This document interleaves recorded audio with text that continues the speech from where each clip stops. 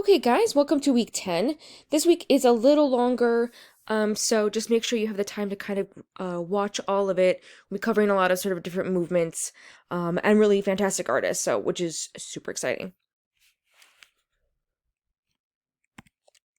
Get out of here, Dolly. Not everything is about you.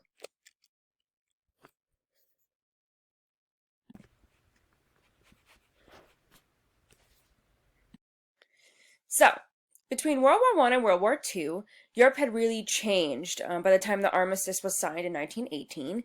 Feeling alienated, unable to imagine themselves as a part of society that had plunged more or less heedlessly into the catastrophe of World War I, artists responded in different ways. Some adopted the anti-aesthetics of Dada, while others affirmed Western cultural traditions by resuming the classicalism of early generations.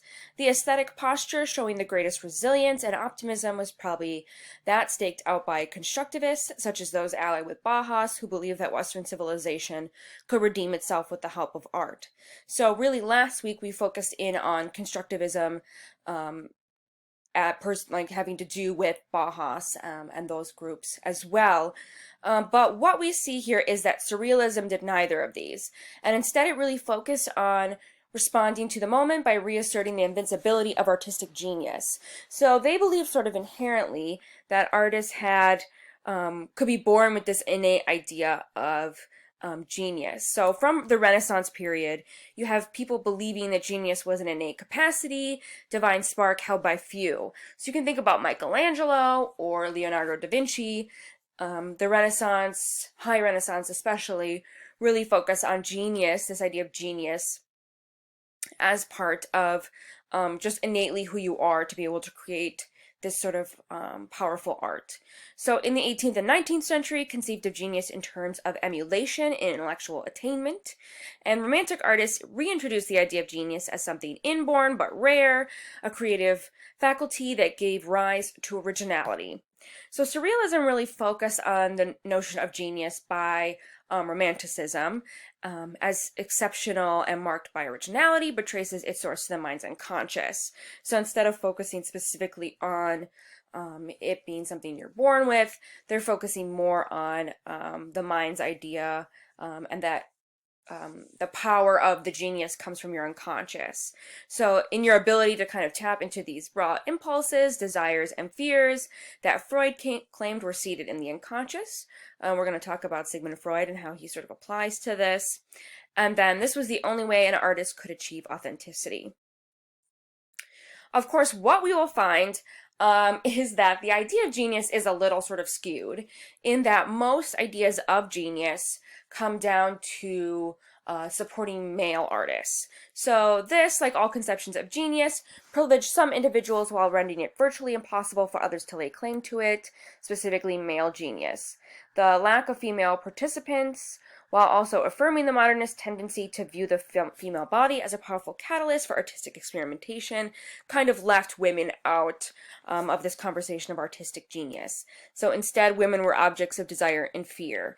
So we'll see this especially in Surrealism, that there's this kind of inherent belief that women or people of different races are not able to attain this idea of artistic genius, and thus that's why they're not represented in museums as much as white male figures. And obviously, you'll have scholars like Linda Nochlin and other really famous scholars come in and go, that's not how it works. It has to do with oppression and the way that we treat women and not allowing them to get proper artistic education, and thus they're not able to develop this idea of genius that people so easily suppose is kind of the inherent truth, right?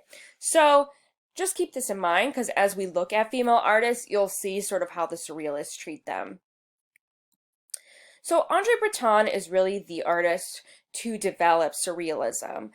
He grew kind of disillusioned with the Dada artistic period and started focusing in on a new period he could develop himself. So he started focusing on automatic writing, which is a big part of Surrealism. With Philippe Saupoult, he explored possibilities of automatic writing. Pure psychic automatism, one of the fundamental precepts of Surrealism, was defined by Breton as a dictation of thought in the absence of any control exercised by reason and beyond any aesthetic or moral preoccupation. And then he brought people in who could connect to his work, and then using these different ideas of the subconscious and unconscious. So they believed they could access their unconscious in sort of the you're kind of creating works in this automatic writing fashion, so that whatever comes to mind, you paint, you write, and thus you're able to tap into this unconscious genius idea.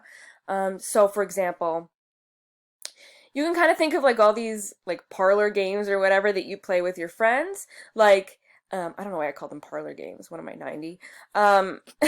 For each person to write a part of a sentence. You probably did this in like kindergarten, where someone would write the first part of the sentence and then you'd cover it up, and someone would write the second part of the sentence and cover it up. So they would do this in their surrealist groups to try to develop this automatic writing. So for example, they made the sentence, "The exquisite corpse will drink the young wine." And so their group became called the Exquisite Corpse. So they would work in doing this with drawings as well. You probably did this, again, passing around a piece of paper and covering up parts, and people kind of expanding on these drawings, so that you get this pure idea of automatic creation in drawing or writing. And as you probably have noticed, there's this great focus on Sigmund Freud. He writes the book The Interpretation of Dreams in 1899, as well as other books as well during the early 1900s. And so the Surrealists really focus on his work. Freudian theories were very popular. Psychoanalysis promised to explain, maybe even cure, human aggression and deviance. Assertion that personalities develop in early childhood, largely in response to thwarted and repressed sexual desires. And then we'll talk inherently how Freudian theories are kind of sexist, and therefore continue this idea of women not being able to get artistic genius, and kind of why a lot of his theories and ideas have been kind of disproven by psychologists. So Andre Breton writes the Manifesto of Surrealism in 1924. This is a little excerpt from your book. Surrealism, noun, masculine, what a shocker. Pure psychic automatism, by which it is intended to express, either verbally or in writing, the true function of thought. Thought dictated in the absence of all control exerted by reason and outside all aesthetic or moral preoccupations. Encyclopedia. Philosophy. Surrealism is based on the belief in the superior reality of certain forms of association, heretofore neglected, in the omnipotence of the dream, and in the disinterest play of thought. It leads to the permanent destruction of all other psychic mechanisms, and two is substitution for them in all solution of the principal problems of life. So with the development of Surrealism, they attacked the rational emphasis of Western culture, again, became disillusioned with Dadaists, so kind of, you can think of Surrealism as a predecessor or child of the Dada period. Breton wrote in 1934 that we still live under the rule of logic, and European civilization focused too much on science, progress, comfort, and success, and they instead needed to focus on fantasy, imagination, play, unconscious, subconscious, etc. So Breton outlined his view of Freud's theory that the human psyche is a battleground where the rational, civilized forces of the conscious mind struggle against the irrational, instinctual urges of the unconscious, improve society through freeing the individual to experience and safely express forbidden desires and urges. So through contacting your sort of unconscious, you could express your forbidden ideas and desires that aren't approved by society in general, and thus sort of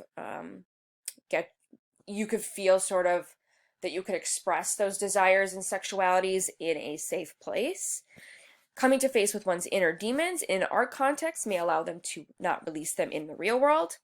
Liberate the unconscious through dream analysis, free association, automatic writing, word games, hypnotic trances, and again, automatism. I can't know what is with that word today. Variety of manual techniques, which were designed to release art from conscious control and thus produce new, surprising forms. So, with the development of Surrealism by Audrey Breton, he really had a lot of control over who he allowed in the group and who he didn't. So he excludes sort of purposefully women from Surrealism, even though we're going to talk about some female Surrealists, but he sort of decided who could or couldn't be in the group. We're going to be focusing on kind of two sections here that the book divides Surrealism up into, abstract biomorphic Surrealism and sort of more Freudian devoted Surrealism. So the abstract biomorphic Surrealism focuses on Max Ernst and Juan Miro, who we're going to look at, which very much focus on automatism, dictation of thought without control of the mind. And then versus Dali, Tanguy, and Rene Magritte are going to focus more on Freudian devoted Surrealism. So presenting meticulous detail, recognizable scenes and objects that are taken out of the natural context, distorted and combined in fantastical ways as they might be in dreams. Again, images of the conscious and Freud. Though Salvador Dali said he had control over his unconscious, which seems a little preposterous, and Freud said that's not possible, but he did say that about his production of art.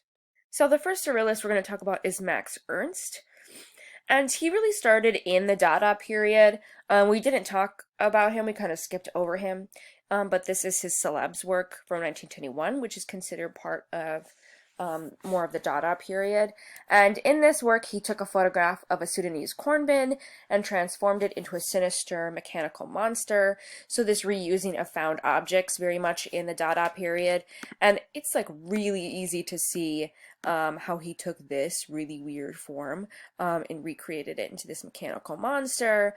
And he's very much approaching surrealist ideas in this work.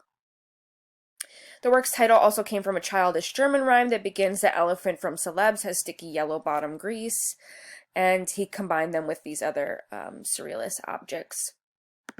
So really with his Dada work, combined with his idea and move into surrealism, he created Two Children Are Threatened by a Nightingale from 1924.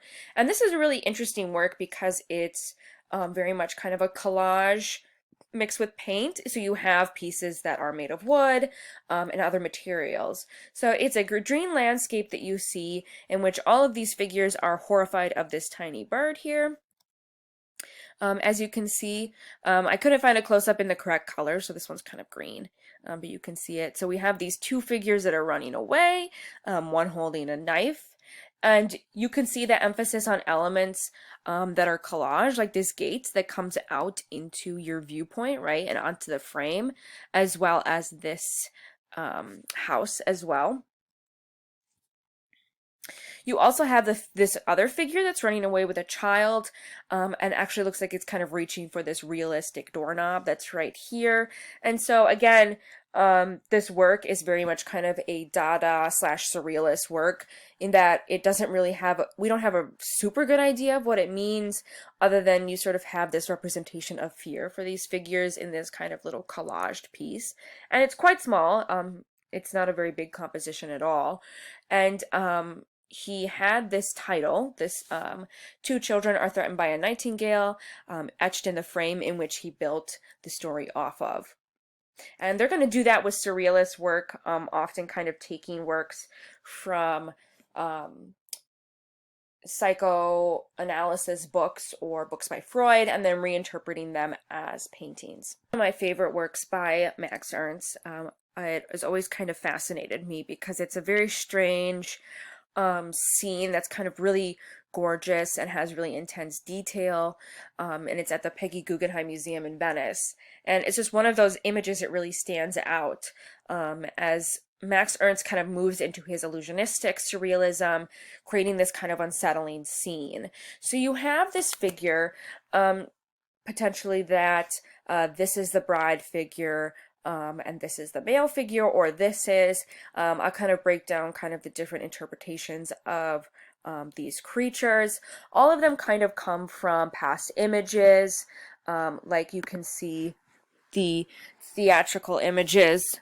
Oh, here's a detail as well. So a lot of the ideas harken back to Gustave Moreau. A lot of these images and features and details harken back to him, as well as the swollen figures of Lucas Cranach. You can see that in these women, as well as kind of this scene built by Giorgio de Chirico. You can see this kind of movement in space with the tile. And so you have these kind of garish colors, animals and monster forms. There's definitely a sense that this is kind of the blunt phallic symbolism here. You have this kind of green bird and piercing the figure with this bow and arrow, like this penetration, right? That's kind of obvious. This creature might having to do with fertility. There's some sort of variety of interpretation in that this could be the bride figure in the center, or that this is the bride figure on the right, and then that image being reflected in this back painting. So kind of depends on who you believe or who you decide to sort of think that their theory is the most interesting. A lot of these ideas harken back to Max Ernst having a bird alter ego, which is Lop Lop, who is the superior of the birds. Again, having kind of to do with the subconscious and these ideas. Max Ernst has his own kind of bird figure that's his alter ego. And so there is some belief that this figure in the center is supposed to be Max Ernst, as represented in Lop Lop. Lop Lop.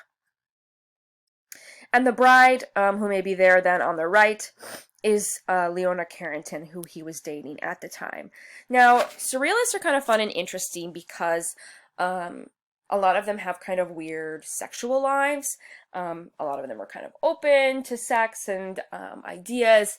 And so you'll see kind of some interesting behavior by different surrealists, and you can kind of decide whether or not you think it's good or bad or appropriate or whatever. I just think it's kind of fun to look at. So let's say here that Max Ernst is focusing on Leonora Carrington, which was one of his girlfriends at some point. He was a very interesting figure and had a lot of wives. For example, on the left here, we have Louise Strauss Ernst. She was Max Ernst's first wife. He leaves her for Mary Bertha Arenque. This is him here right on the left with her, and then goes on to marry Peggy Guggenheim after her. Peggy Guggenheim currently owns a Retirement of the Bride and is in her museum, and so maybe it's Leonora Carrington, or maybe it has something to do with Peggy Guggenheim because she did own this work. And would Max Ernst have said it was his girlfriend who he left Peggy Guggenheim for? I don't know. So here, finally, we have Peggy Guggenheim, who he leaves for Leonora Carrington, who he does not marry. And then finally, Dorothea Tanning, which he does marry and spends the rest of his life with. So you have these interesting moves between sexual figures, which could very much have to do with how you interpret these works. So let's say you're talking about this work, and this being Leonora Carrington. Would he have admitted that again to Peggy Guggenheim, who owns it? Would he have said that it was an alternative interpretation? So you can kind of think about all these ideas that surrealists are kind of playing with as they sort of interpret and rethink their ideas of their sexuality and their unconscious. Moving on from Max Ernst, we have Juan Miro. He was a Spanish artist that never really felt connected to Cubism and started really working with Surrealism when he moved to Paris and met Breton, and so really started engaging with Surrealist ideas, focusing again on this kind of automatism and the biomorphic version of Surrealism. So the book has this work, and it tells you to look at all these details. Then it gives you that tiny little picture to look at it from, which is oh so helpful. So this is Carnival of Harley Quinn from 24 to 25. If you remember what a Harley Quinn is, we also called them saltimbanquis when we talked about them originally. So remember that this is a type of jokester or entertainer. So we have this is really the first surrealist work that Miro made, with this very playful scene. And it has this kind of grayish room, kind of grayish tan, with all of these different weird variety of figures and creatures that are kind of just moving around. So the book goes through and kind of describes all of them to you. So like on the left, you have this ladder that has an attached ear along with an eyeball. Then you have this kind of little creature, which is a man with a disc-shaped head who sports a long-stemmed pipe beneath a tendril mustache and stares sadly at the spectator. Calling him man is probably a little bit of a stretch, but he does kind of have like a little hat with a peacock feather here, as well as this kind of little dragon figure as well. And here are his little hands and a pipe. At his side, we have the little insect. Here we have this little yellow and blue wings coming kind of out of this jack-in-the-box dice. So basically, as you move through this work, you get the sense that not only is this sort of fantastical, but you do have forms you kind of recognize, kind of don't. It's really just about this kind of fun, vivid world where these creatures move in space, and you can't really have your eye doesn't really focus on one place. It kind of jumps around the whole canvas. He continues with this with painting from 1933. This was a part of a group of paintings based on collages of realistic details torn from newspapers and pasted on cardboard. He would take these kind of motifs and then abstract them further and further and further. So as the book says, it says, although this work appears completely non-figurative, many observers have found a resemblance between the mysterious forms and animals, such as a seated dog at the upper left, which is right here.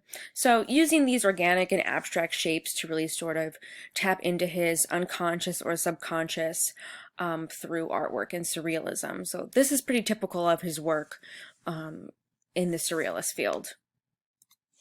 The book also brought in this really weird sculpture that is kind of fun, so I thought we would throw it in here.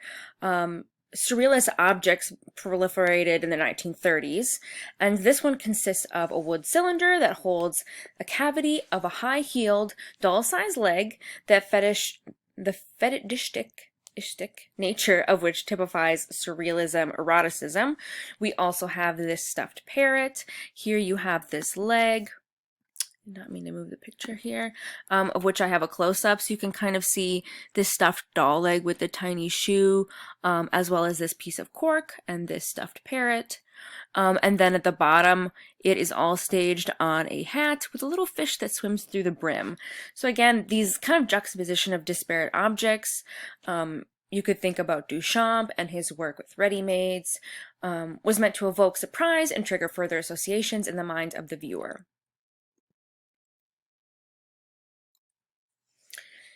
Yves Tanguy is a very interesting surrealist artist, and he's very much inspired by De Chirico, and you can really see how Dali is really inspired by him. He was self-taught and became part of the surrealist movement in 1926, and this is where we are moving into the group of artists that are really focused in on Freudian theories. So him as well as Dali, and then potentially Magritte, all kind of believe and focus in on attempt to picture the desires and fears contained in the unconscious, an endeavor that Freud would dismiss as both pointless and impossible. As I said about Dali, who believed he could sort of obtain his unconscious sort of by his own personal will. Freud very much believed that that was impossible. So, but they're very much using those ideas and trying to build off of them. So this is his work, Maman Papa est blessé, which is Mama Papa is wounded, from 1927. It's this really weird kind of haunting image. Not only is this kind of infinite perspective depth, rendered simply by graded color and a sharp horizon line of vast emptiness and intimate enclosure, but there's this kind of these ambiguous organic shapes. This one very much kind of looks like a cactus to me, but the rest of them are just kind of like weird little shapes that kind of stand in the space. And then you have this smoke that's kind of billowing in from the right. There is this sense of doom for the figures, solitary. They seem kind of solitary and lonely. He originally took this title and others from a psychiatric textbook, or so he said. He said, I remember spending a whole afternoon with André Breton, leafing through books on psychiatry in the search for statements of patients, which could be used for titles of paintings. So we talked about this a little bit with Max Ernst, and Tanguy is very much doing that as well. But as the book states, this title actually came from a book about paranormal phenomenon called Traité de Metaphysique by Dr. Charles Richet, who coined the term ectoplasm, which is really interesting. So we're going to look at, let me show you, I'll provide you with this link, but this is the book in which Tanguy got his title. So, and what I found interesting was that you can actually kind of look at this book and get a sense of what he was writing about, although it's in French.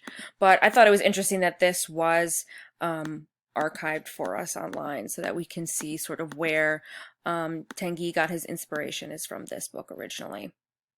Now, as the title seems to imply that there's kind of a father, mom, and child figure, as in the title, say, Mama, Papa is wounded, and these are the figures in which we believe might be the female, or the mom, the dad, and the child, although we're not entirely sure. Other interpretations I've read of this work reference violence of World War I, heightened anxiety that followed that period. The standing yellow figure may represent a father, cactus mother, or an amorphous mass child, but again, still a lot of ambiguity. So you can sort of think any figure is the mom, dad, or child. It's kind of ambiguous at this point, like what he was trying to do. Again, playing with this idea of tapping into his unconscious and using psychology and psychiatry textbooks to get his titles.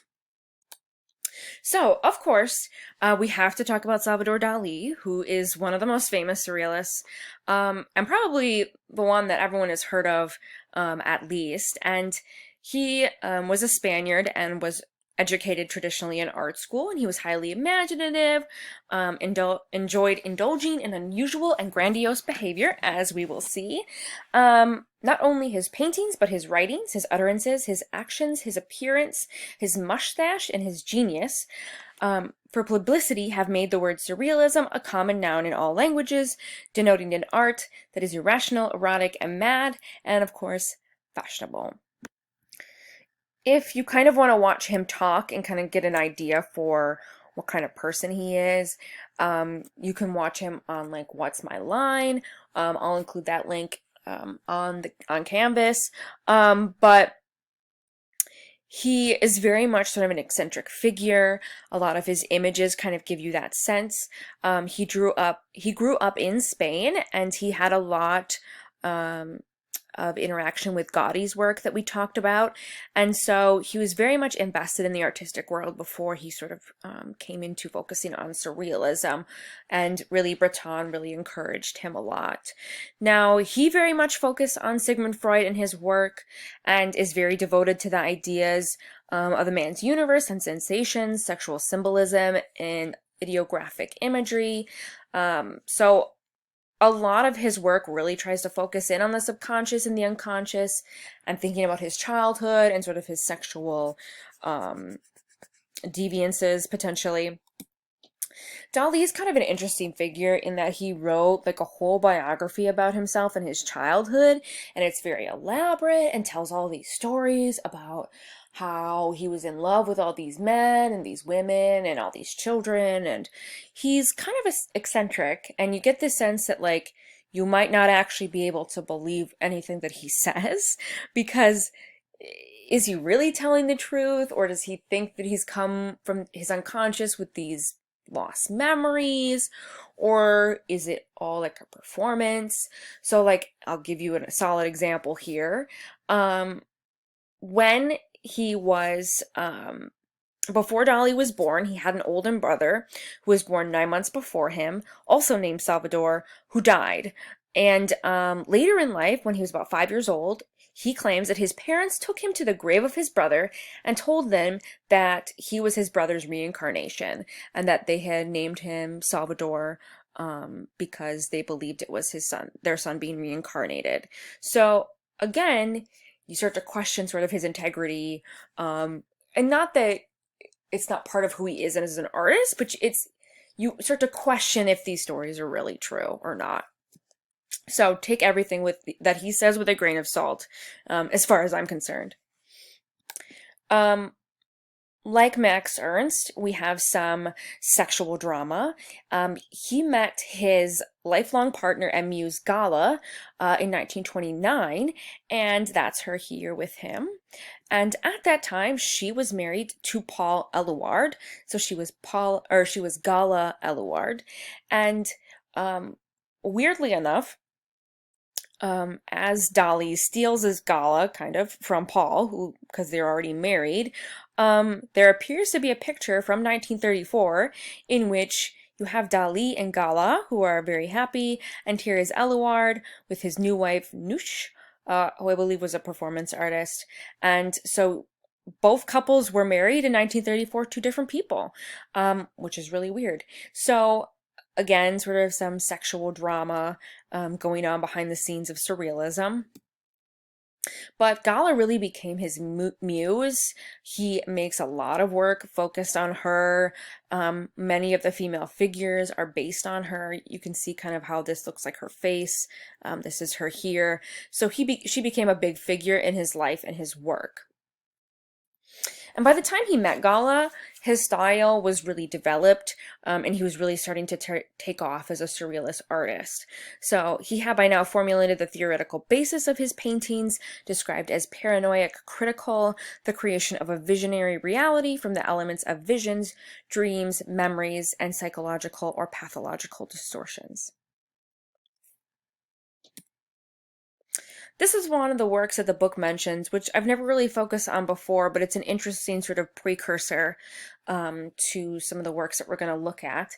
And he's really focused on this kind of microscopic brand of realism that Dali, that he deployed of the dream world, and where he takes these kind of tiny collaged parts and breaks them up into these paintings. So this lion appears to be something that's collaged that he used sort of over and over in this imagery, and then sort of built the painting off of that.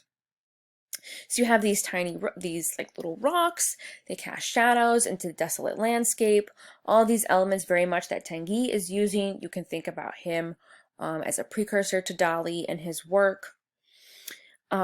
You have all these kind of weird images that show up. So the book talks about like an army of arms that's occurring here with these figures. Again, the lion appears. You also have the ants crawling on rocks, which becomes a prominent theme that we're going to see literally in the next two works that are very famous by him, in which they symbolize decay. And he claims that during this painting, he was having a courtship with Gala, saying the experience of intense sexual anxiety led him to paint this work, in which desires were always represented by terrorizing images of lions' heads. He's also using the trompe l'oeil, similar to when we talked about Braque and Picasso using it in their surrealist cubist work, in which he's using realistic imagery to create an optical illusion. And he was doing this as a way to make the dream world more tangible, using familiar objects like watches, insects, pianos, telephones, old prints, or photographs, and then transform these regular images into nightmare images, somnambulism and paranoia, which is like sleepwalking, I believe. And so he was using all of these ideas in the dream world to sort of think about dreams and subconscious and unconscious ideas. So this first work that we're going to focus on by Dali, in sort of his mature period outside of the work we just looked at, first one is The Great Masturbator from 1929. And this is a really interesting snapshot of him. He painted it when he was 25. And Dali had a strange connection to sex. He would say that he had this these sort of sexual fears. His father would leave out explicit photos of people suffering from advanced untreated venereal diseases to educate him, and he had this sort of connection with fear and anxiety along with sex. So in this image, you have a distorted profile, which Dali often used to represent himself. You can see, we're going to look at this in the persistence of memory as well, but this is a profile. This is an eye, eyelash, eyebrow, hair, so you get the sense of that. And it morphs into this female figure who's sort of moving up to potentially give pleasure to this male figure that's on the right here, in which you have sort of cuts and wounds, and he's also still wearing his underwear as well. So you have this kind of focus on Gala, again, potentially this nude female figure being Gala, and then potentially this being Dali, or some sort of representation of Dali as well, and really sort of making it about this sort of sexual fear that Dali would have had. And you can start to connect them with things like, we have this lion head, which talks about sexuality and tension, like in the previous work that we looked at. You also have these like weird pieces of blood that are splattering down into this portrait of him. You also again have a grasshopper, as well as ants. We didn't see the grasshopper before, I'm sorry, but we have a grasshopper here. And Dali had a great fear of grasshoppers, and the appearance of one of them alludes to hysterical fear and loss of voice or self-control. And then you have again ants to symbolize decay, and potentially other things, like you have two figures, an egg for fertility. So Dali is kind of tapping into all of these different elements to talk about this kind of subconscious fear of sexuality and some of the things that he was struggling with personally at the time. Persistence of Memory is probably the most famous work by him. You've probably seen this one from 1931. And at this time he was 27. And he really focused in on a dream landscape here, in which he is kind of discrediting the world of reality in its entirety and really focusing on the falling apart of objects in this image. So, and it's quite tiny if you didn't know it. He's still creating these small paintings with this intense amount of detail and focusing in on these objects. There's a lot of different symbolism in this work. For example, the cliffs that are far off to the right here are the golden cliffs of Catalonia, which was Dali's home. Again, the same infinite space that Tanguy is using in his work, where you feel like it kind of goes on forever into this sort of abyss. You also have the representation of dripping watches, this expression of the subconscious. It also kind of juxtaposes the idea of hard and soft, and really kind of the watches are really where you get the interpretation of this work, which is that how silly kind of the passing of time is in the dream state itself. So they just kind of melt, right? They have no meaning in the dream world. You can even think about like how you have this dream, right, that takes course over days or years.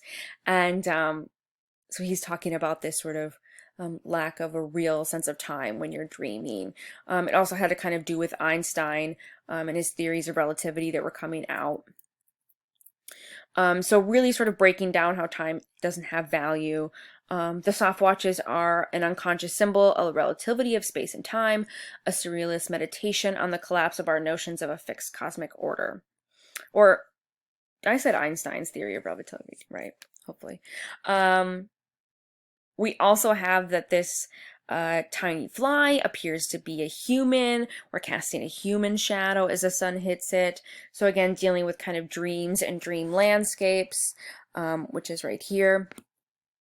You also have, this appears to be some kind of pocket watch that the ants are crawling in again. So again, symbolizing decay.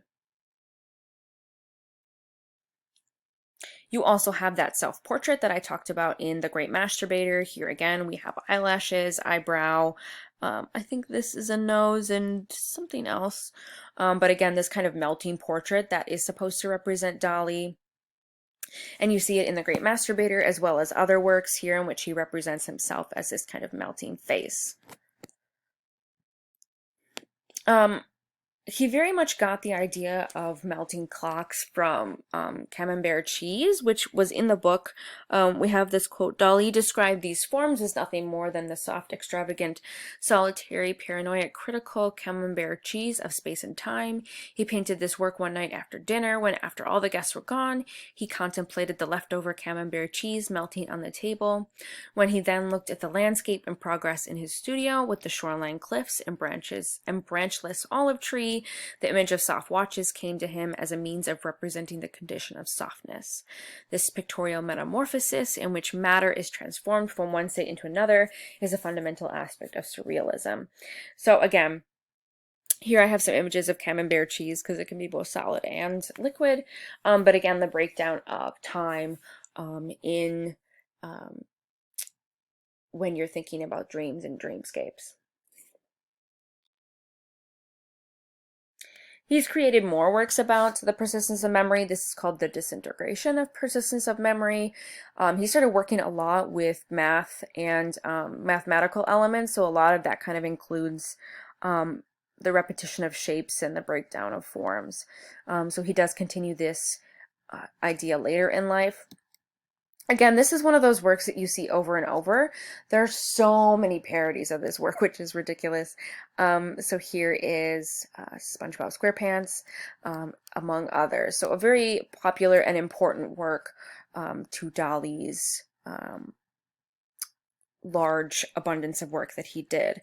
I also did want to mention this fun book that I recently purchased, and I just think that it's such an interesting aspect of Dali's life that he made a cookbook. It's called Dali, Les Dinners de Gala from 1973. And him and Gala would throw these really, really crazy dinner parties.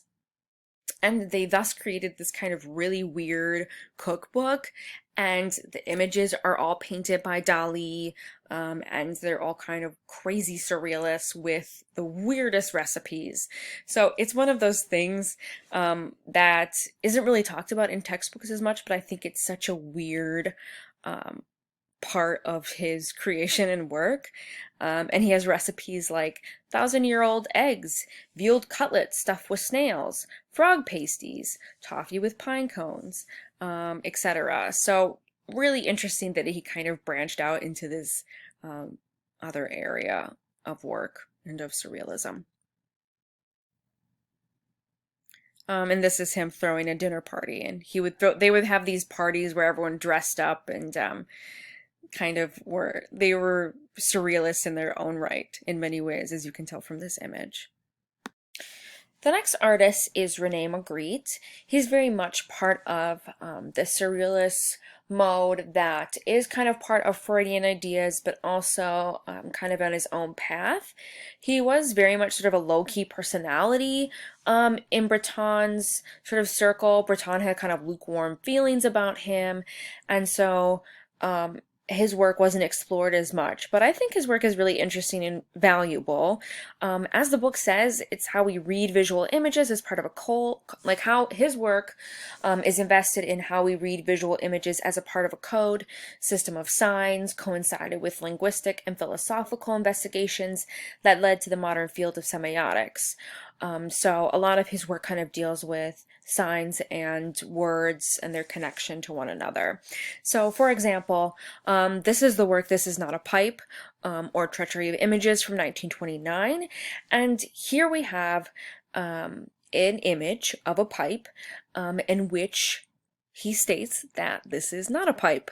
And the idea is that, well, yes, it isn't a pipe because it's a picture of a pipe, right? But it starts to break down these ideas of what is or isn't something.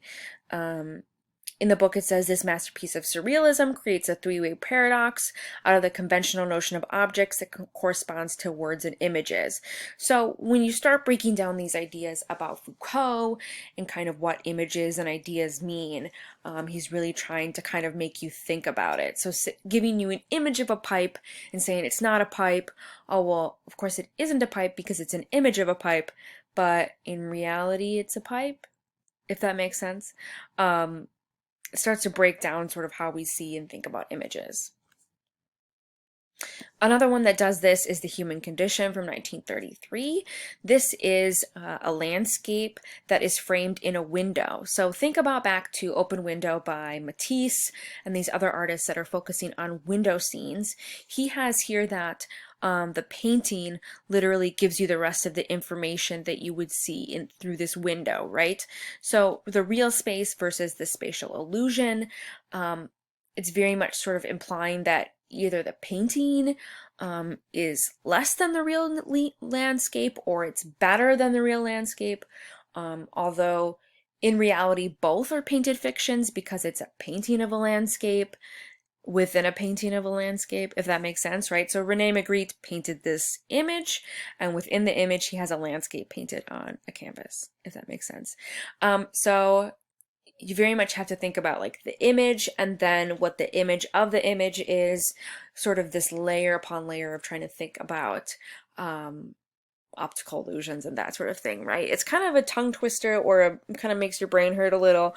I also kind of think about it like this, which is that there are so many people who kind of live experiences through their phones. Like, let's say you're videotaping, like your parents are videotaping you dancing on stage when you were a little kid. They're watching it through their phone, right? So they're not even watching you on the stage. They're watching you through their phone because they want to capture it, but by capturing it, they're missing that actual moment, right? So they have the video of what happened, but they didn't actually ever see what really happened.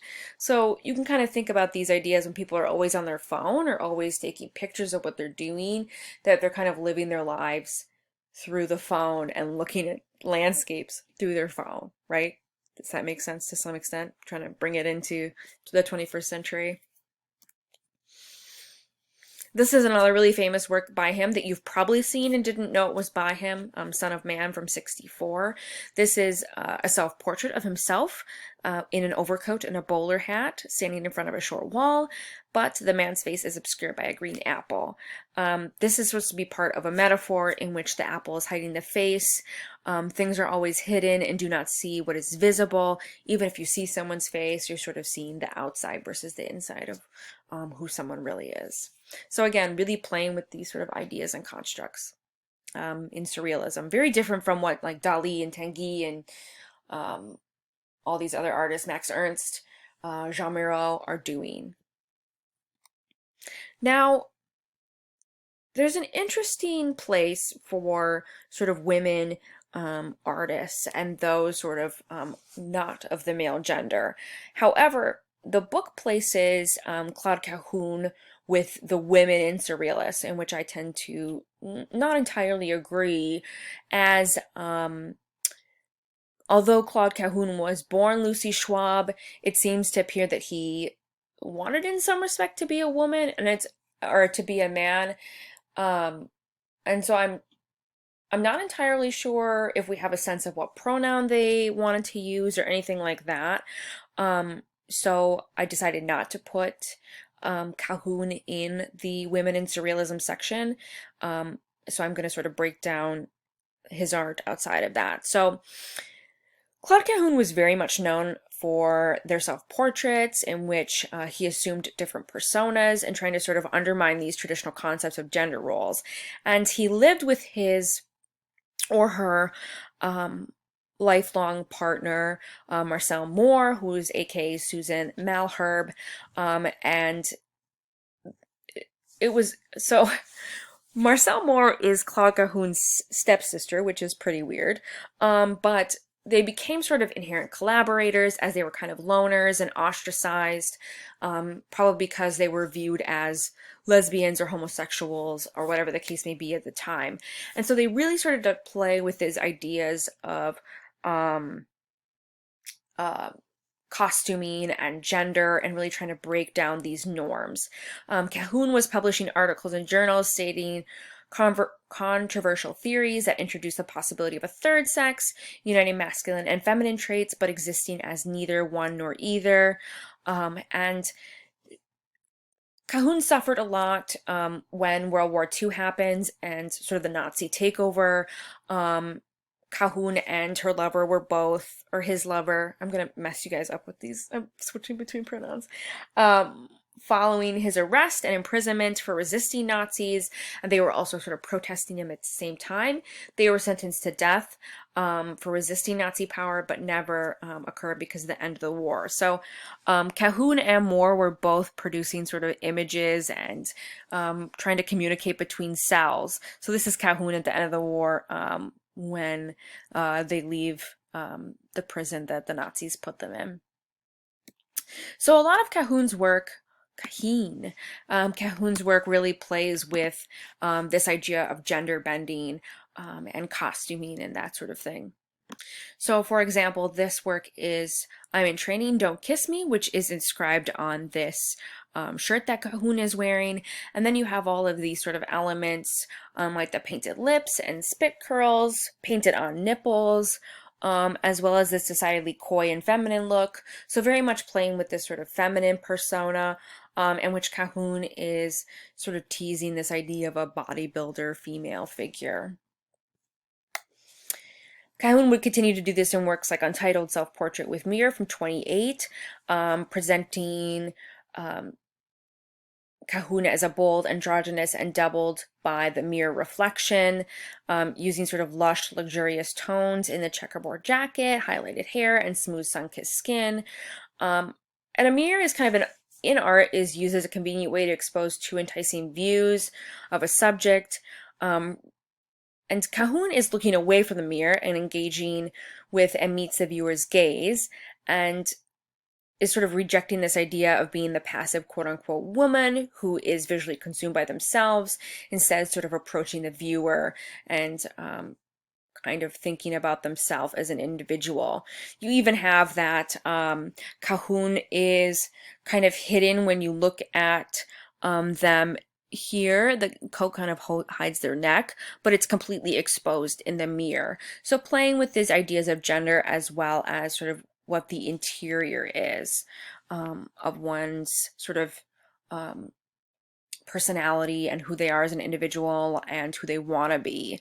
So showing these sort of two different images of themselves. And Cahoon also did another version with their lover Marcel Moore, in which they did the same thing. But this image is very different, sort of more not quite as revealing as Cahoon's is, because Cahoon is playing with all these different sort of elements of the jacket and whatnot, versus Marcel Moore seems a little more straightforward. Now, moving into women in Surrealism, we're going to focus on two different female Surrealists that I really like. But André Breton really had no desire in allowing women to be a part of Surrealism. This work is by Rene Magritte called The Hidden Woman. And it says, I do not see the woman hidden in the forest. And you have all of these famous surrealists around the outside with their eyes closed. So if you can sort of recognize them, here is Dali, here is Breton, Tanguy is here. Those are the only ones I recognize offhand. But women were sort of muses first and artists second. The female figure was the supreme symbol for the erotic, but Surrealism was not particularly hospitable to women, except as terrain onto which male artists projected their erotic desires and psychic fears. So, although we have kind of famous Surrealist females now that we look at, they weren't really respected as part of the group at the time. As you can see sort of from their material, right? Using a female figure as kind of an object in their work. So Maret Hoppenheim is a really famous surrealist female, and her work is just insanely phenomenal.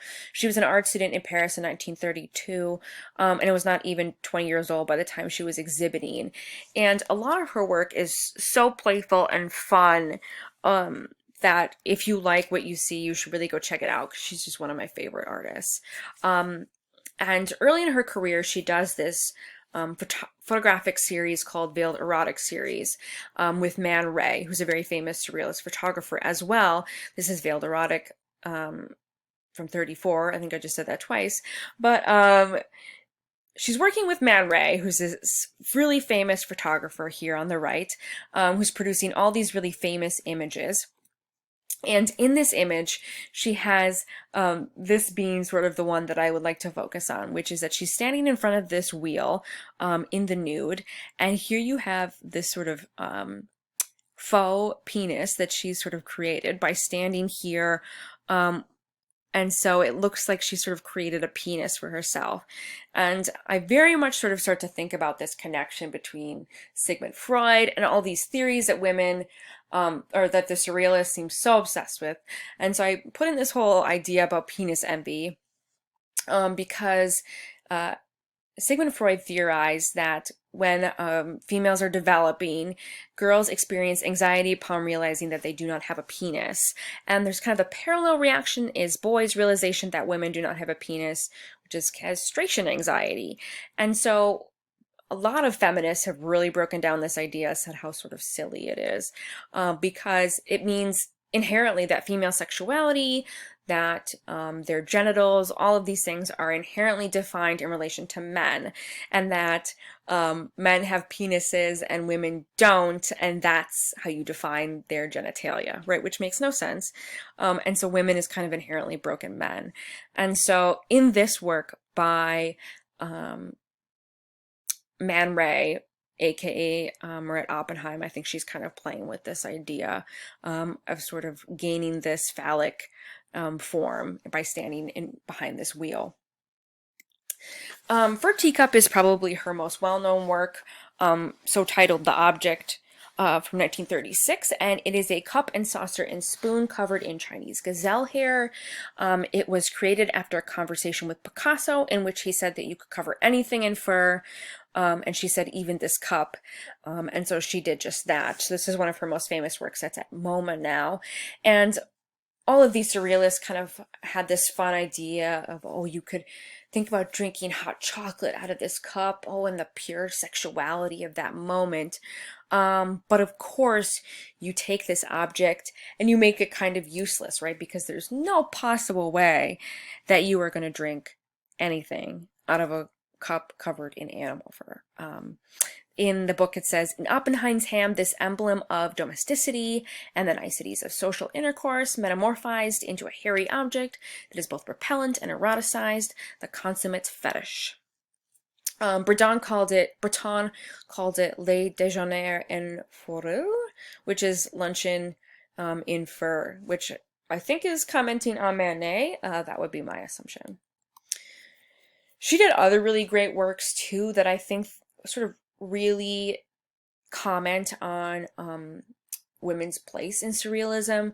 So for example, this is My Nurse from 1936, in which she's taken two high-heeled shoes and kind of turned them into like a turkey breast or a chicken breast. Here she has it tied up, as well as these little details on the heels and on a platter. And so playing with kind of female freedom, thinking about women and their connection with having to wear high heels, as well as sort of their place in the kitchen. They're set upside down, frozen in time, unable to move, and sort of playing with these ideas of gender roles. Troyan is another famous surrealist artist from the Czech Republic. A lot of artists that were focusing on surrealism in that area were really thinking about sexual reform. And this group of surrealists working in the Czech Republic really wanted to kind of break down some of Breton's ideas. So Troyan adopts sort of a genderless persona similar to Claude Cahoon in taking up the name Troyan. And working against Breton, who had claimed in 1928 that he opposed homosexuality and only condoned masturbation if it was accompanied by images of women. So Toyin takes on this gender-neutral pseudonym and challenges women's sexuality and identity in some of her collages, which are here for you, as well as this work Relaxe, which means respite or relax, which has to kind of do with sexuality. Here you have a young girl hanging from this kind of ballerina bar, gymnasium bar, in which their clothing is hiked up over their face, and you have their shorts exposed here, and kind of accompanied by all of these objects that could be sexual objects, or on like a sack and a riding crop, but we're not sure. So kind of playing with these scary, mysterious ideas, but that very much so have a connection to surrealism and breaking into the subconscious and breaking down sort of gender roles. So next here we are moving into art leading up to World War II, and some of those ideas and issues across America and abroad. So we're going to talk about is Tarsila do Amaral. She is considered one of the leading Latin American modern artists. She is described as the Brazilian painter who best achieved Brazilian aspirations for naturalistic expression in modern style. She's really famous for bringing sort of this Brazilian modernist style, and you'll see it here. You're probably semi-familiar with her work, maybe not, but we'll take a look here. She is a member of Grupo dos Cinco, which is a group of 5 Brazilian artists who considered the biggest influence on the modern art movement in Brazil. And she was part of the formation of the Anthropophagia movement, which means cannibalism. I'll show you how to spell that shortly. But they wrote this manifesto of anthropology, which reclaimed, not anthropology, Anthropophagia, which reclaimed the word cannibalism, which was an accusation on European colonizers leveled against these people, and instead exalted it as a hybrid Brazilian culture that consumed and repurposed the traditions and practices of other cultures. So you'll see her create this sort of fun and colorful scenes of Brazilian life. So for example, this is Postcard from 1929. She has this really interesting and creative style evident in this work. She really breaks down color and the use of color. You can think about Fauvist and expressionist ideas, and how Amaral is very much in that same sort of category, even in the simplification of something like a cactus, right? And in her forms, and you have sort of this image of Brazil looking over this water landscape with this little monkey sort of hanging out in the top here.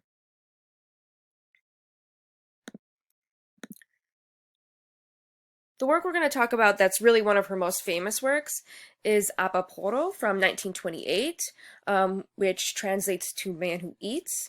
This is really where she's developing her figurative style, the shrinking heads and enlarging limbs. This really sort of giant, spectacular arm, leg, and foot of a seated male fill the painting's foreground, mirroring the solid, curvilinear lines of the cactus. And she's combining 2 different words here, aba meaning man and poro meaning who eats human flesh. So again, having to do with this idea of cannibalism. And she's showing a figure in the nude, right, which she does quite often in her work, and even like her little sons that kind of look like pineapples, right? But she's ambiguous in her terms of age, gender, and race. So you can really see her style coming out in something like this, right? You have one arm and another arm and one leg, but the figurative style is sort of very much getting abstract. We're moving closer and closer to sort of abstraction. This work is going to be used in the manifest of Anthropophagia. I'm sorry, my Spanish is terrible. But here it is used in that manifesto. And here's her husband. She presented it as a gift to him. So she really becomes a symbol of Brazil in a lot of ways, even so much so that the closing ceremony at the Olympics in the 2006 in Rio de Janeiro used a lot of her style. So you can see those colorful strokes that are in her style here. as well as here. So here's an example, right, of how she's using these colors and lines repeated in the closing ceremony at the Olympics. Another famous artist we're going to talk about is Bill Traylor. He's a self-taught African-American artist from Alabama. He was born into slavery and he spent the majority of life as a sharecropper. I do have a video about him in which they give a detailed idea of his sort of life. And I have this page that I'm going to put up on the Moodle here, which will give you all the links for all of the videos that I talk about as sort of supplementary help. It's really going to give you a rundown of Bill Traylor's life and work. And then you can sort of come back and continue to listen to my PowerPoint. But he was really interesting because he's this eyewitness to Civil War, emancipation, Reconstruction, Jim Crow segregation, migration, and urban culture in the South. He lives between these two split times. So he's alive in the 1800s to the mid-1900s. And so he's really at these two really interesting interludes in both the 19th and 20th centuries. Now, he starts drawing when he's 85, and he produced about 1,500 pieces of art when he was sort of homeless and living on the street. And he draws these really interesting figures of snakes and individuals and dogs, and so we're going to look at some of this work. It really wasn't until the 1970s that people started to realize sort of his influence. He was sort of discovered, quote unquote, by Charles Shannon, who was a painter in the South at the time and held exhibitions of his work. But a lot of his work isn't going to really come to the forefront of art and art history until the 70s. And this is because of this sort of strange category that we talk about. And I wanted to sort of mention it because it's very complicated, similarly to like how I think about primitivism and these concepts that seem like they're kind of helpful, but are they? You have to kind of think about it and in your own personal view if you think that it's helpful. The problem with calling self-taught artists outliers, it sometimes comes under the definition of calling someone folk or primitive or naive. So they're not always positive ideas about the artist. A lot of this just has to do with art and artists that weren't really in the art world as we sort of see in museums and museum culture. They weren't really within the artistic community at the time that they're producing art. But you have to think like neither was Van Gogh or artists like this. And so you start to think about what these topics and ideas really mean. But we do call Bill Traylor an outlier or American vanguard artist. And they play a significant role in modernism but haven't been talked about extensively. Obviously, they're sort of hard to categorize because of this, but they're these artists that really have this powerful role in folk tradition and with art in the 20th century that aren't really talked about in sort of classical textbooks. So there are so many artists you can sort of think about this. Jacob Lawrence, we're going to talk about him shortly in his work. This is a work by him that I really like. As well as this is a list of a bunch of other artists who are considered quote-unquote outlier artists. So think about this idea and sort of what the constructions of it are, because it definitely starts to feel like it's categorizing just sort of Black artists underneath this. So you can think about people who are not necessarily brought into the artistic community because of who they are as individuals, which I wouldn't necessarily think is a positive idea. Though when I was Googling outlier artists, they put artists like Cindy Sherman in here, and I was like, that's a joke. But anyway, Bill Traylor's art is really interesting. He was creating a lot of it, like I said, when he was homeless, and you can really think about a lot of his work within the context of the emancipation and Civil War and how he's really viewing this change in society that you have from him as an individual going from being a slave to being free, but then what does that freedom really mean, and thinking about sort of race constructs in his work. So we don't know a lot about what this work meant, but you can get some idea about plantation life, maybe about white men and their control of black men and sort of what these images mean. So, in a introduction by Kerry James Marshall, he sounds a note of challenge to superficial perceptions of an artist who is so embedded in Southern black history and culture, forced while he lived always to reassure whites of his subservient harmlessness. So really interesting information by Kerry James Marshall and some of his work on Bill Traylor. But you can start to think about the sort of inherent racism and Southern plantation life that he's giving up in some of these works. Some of them very, very dark, like something like Untitled from 39 to 42, which you have what look like white men holding shotguns and chasing black figures up into trees, and sort of what a dog versus a cat might mean. So thinking about what is really going on in his imagination and how he's thinking through these figures and ideas. And really getting such a strong idea out of such a simple composition as well.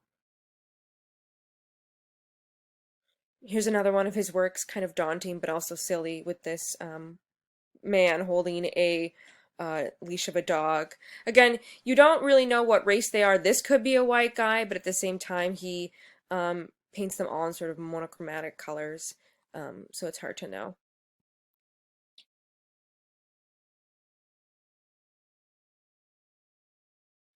So, moving into this quote-unquote category that I made, which is American modernism, to really talk about Georgia O'Keeffe, because it doesn't seem like she has a really good solid category, so I'm going to throw her into American modernism here, to sort of talk about her. So we have discussed her a bit previously, and she was born in Wisconsin, and she's really considered the mother of American modernism. She studied at this School of Art Institute of Chicago, and we're actually going to see a lot of artists at this time studying there, which is really interesting and great.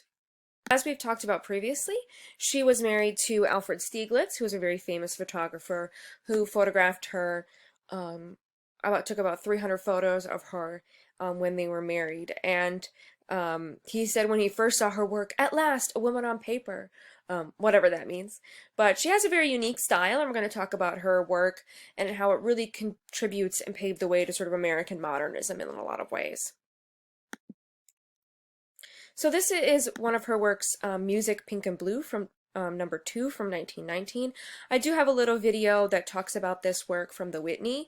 It's a very interesting work on canvas. It almost looks like it is watercolor. It is this really breathtaking study of chromatic relationships and organic forms. And it very much sort of starts to look like her flower works, even though it looks like at this point she's not actually looking at a flower or an image of a flower, but instead creating this sort of abstraction work. And the title suggests very much connection with Kandinsky and music that he had in his work. So we're going to be talking about Red Canna, which is one of her popular works. This is really what she's well known for as an artist, these really close-up studies of natural forms. She has a really specific way of handling her oils to create smooth shapes and subtle spatial ambiguities and intense blocks of color and form. There's a lot of pulse with color and energy in the creation of a flower. So you can see the breakdown of something like this type of flower into almost abstraction, right, in the use of line and color and texture.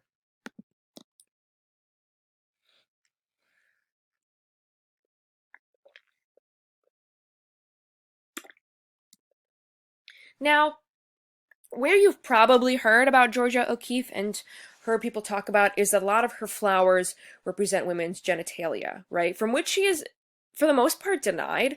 She doesn't really like that she has this reputation for creating flowers that look like vaginas, necessarily. Some of this has to do with the fact that Stieglitz was taking so many photographs of her that seemed very inherently sexual, or that the fact that Sigmund Freud's ideas were highly popular at the time, and so people were looking for hidden sexuality in these works.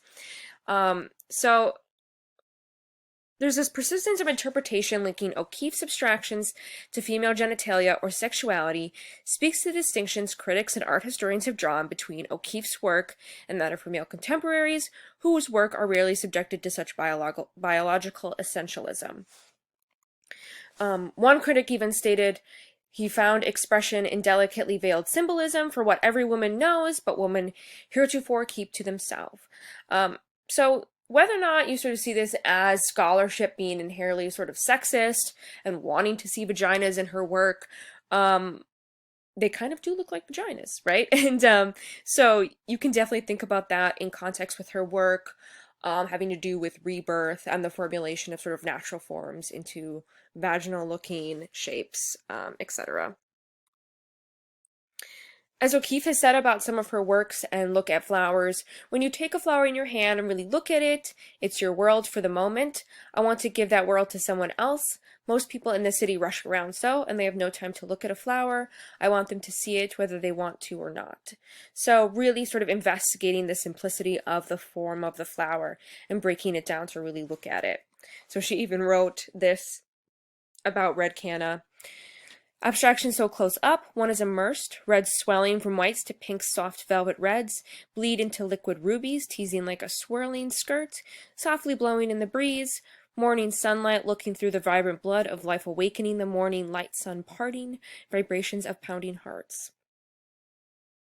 Now this is a subject she focused on a lot, flowers especially, but also red canna. She did quite a few versions. I'm giving you 4 examples of them here, and sort of how she's breaking down color and shape and light, and starting out with something here on the left that looks very sort of Japanese in a lot of ways, in the way that she's using watercolor, and then sort of starting to break down the form in her color blocking with this 1919 example, as well as these here as well from 1919. And you can see she's even taking this and abstracting it even more by removing this texture that she creates with this rippling effect in the final work.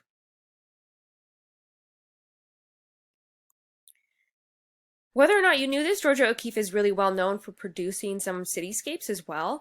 She does some really interesting sort of portraits of New York City. This is New York Street with Moon. She started creating some more representational works after a lot of these flowers came under the fire, right, of vaginal imagery. She wanted to paint New York not as it was, but how it is felt. And she had a really passion for the skyscraper city and the emotions of the world. So this is the first of many views that she created of this metropolis. This is the dusky sky and the moon peeping out from fluffy clouds, and in the center of which there is a street light with an unearthly aura, which you can definitely see here. She is very interested in creating this low-angled composition when she looks up at the sky. So you can see that you're kind of down below as a figure looking up into the sky and looking at the tallness of the buildings. It's very sort of daunting to look at the city from this way.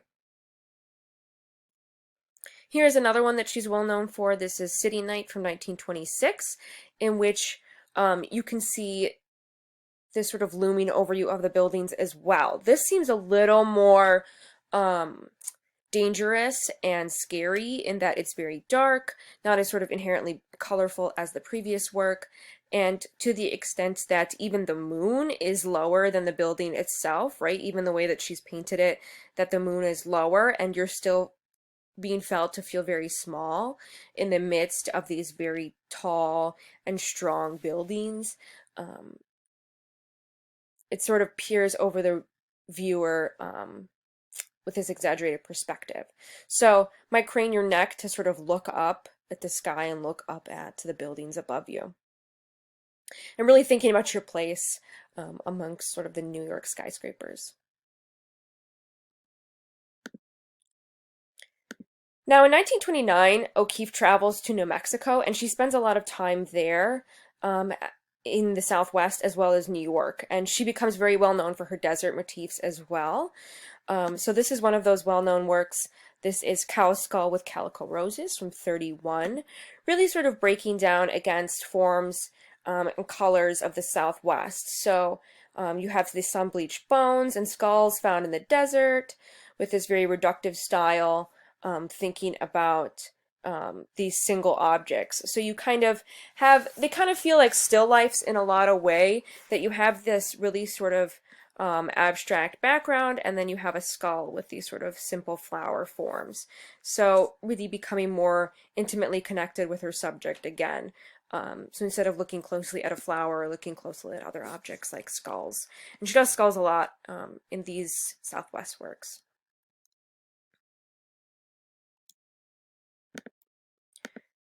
She's really a famous artist now. In 2014, this painting sold for $44.4 million, would make her the highest selling woman in art. So you have to think, like, she has become this sort of major American icon in art. Her paintings involve such economy of detail and such skillful distillation of her subject that, however naturalistically precise, they somehow become works of abstraction. And she really helps to lead to modernism and abstraction in the United States in a lot of ways. Next, we're going to be looking at photography. Photography is a very important feature in American art at this time. And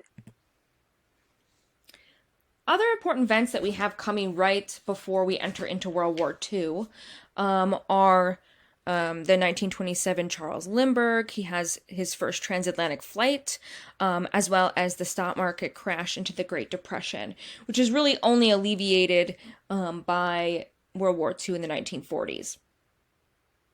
So we have a lot of suffering going on in the Great Depression, and a lot of people traveling to try to find work and food, as well as the Dust Bowl in the 1930s. Hopefully in modern art you also learn a little bit about the Works Progress Administration, which was established by FDR in 1935, which helped to give money to artists to help them work, and they sort of became employees of the government. Dorothea Lang being one of them, who we're going to talk about in a second, and Aaron Douglas. I did talk about Dorothea Lang last week, or the week before, because she is very much considered kind of a first wave artist, and I talked about her creation of the image of the Migrant Mother, as she photographed this tired, anxious, but powerful woman with her 3 children in a working camp outside in California. And it becomes this very sort of reproduced image that is called the Madonna of the Depression. And she's really considered one of the first documentary photographers, even though she very much kind of posed figures in a lot of ways that weren't necessarily naturalistic, even removing this thumb in the photograph for sort of visual reasons.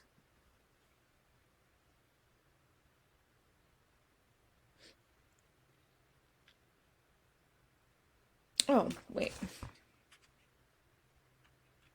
So she's photographed, the Migrant Mother was photographed for 3 of her children, but had 7 total children. And actually, in actuality, the woman had 10 children. But this family was living without food when the Migrant Mother was 32 years old. And became sort of this very powerful piece of imagery during the Great Depression, and really sort of symbolized what was going on at the time for a lot of people.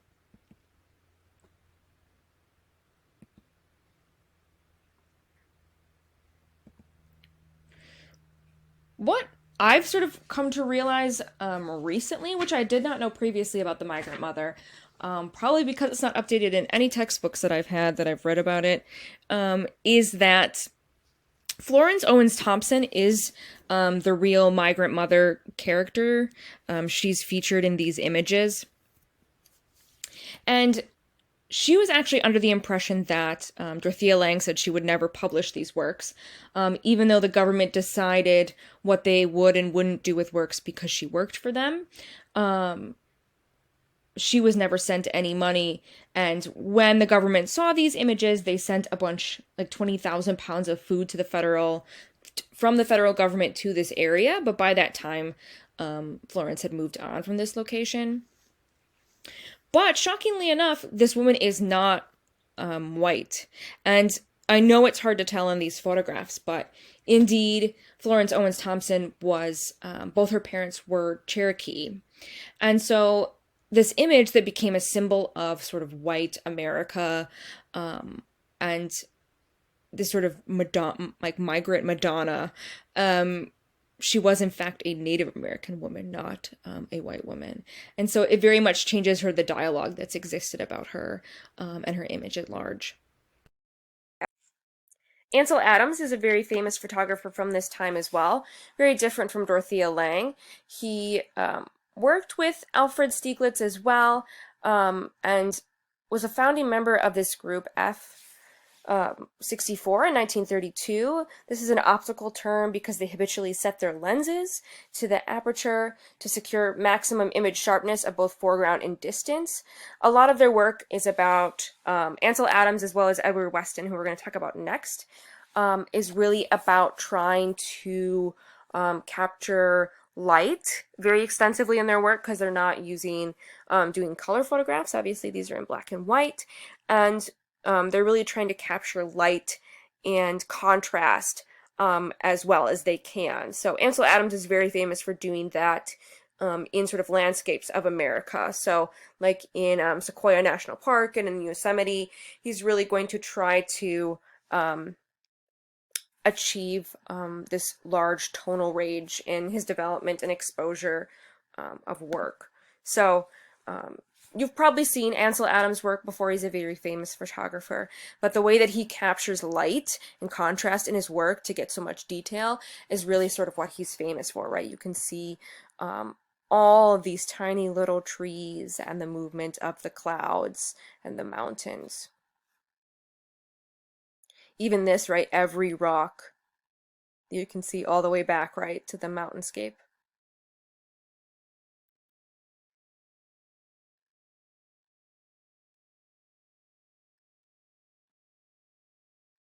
And even doing things, right, that are not necessarily landscapes, but natural forms. I like this cactus image.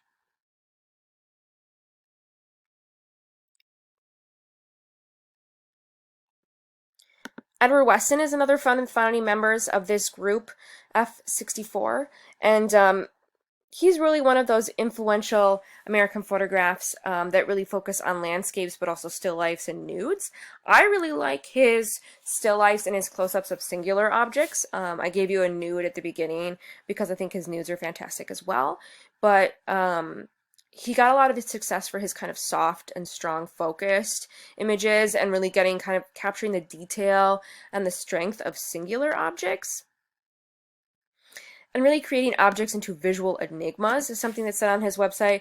The camera should be used for recording of life, for rendering the very substance and quintessence of the thing itself, whether it be the polished steel or palpitating flesh. So I really like his work, and when you look at sort of the intricacies of objects on their own that he creates, I really like this set of particular work by him.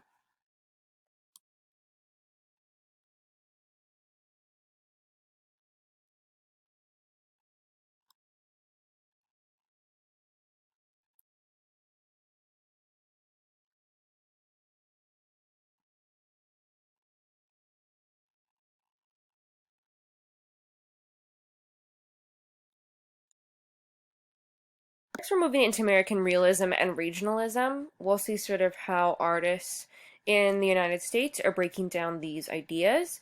So as I kind of previously mentioned with Dorothea Lang, we have in the 1930s opening up with the crash of Wall Street in 29 and with the end of World War I. It was a period of economic depression and political liberalism in the United States. There is this very much sense of feeling of spiritual isolation.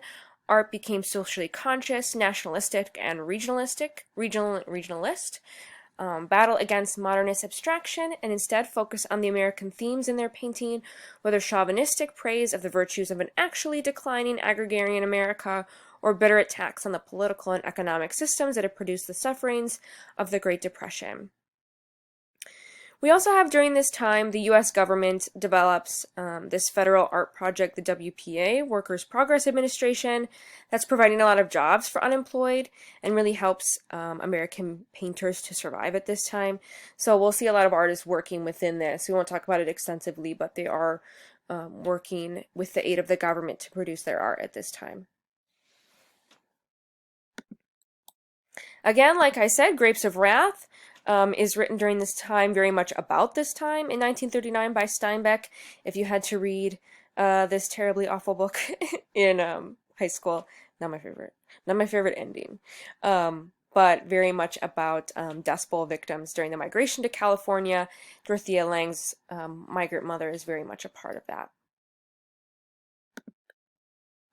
So we kind of separate into these two categories. We're going to talk about American regionalism first, which are illustrations and images depicting realistic scenes of rural and small-town America.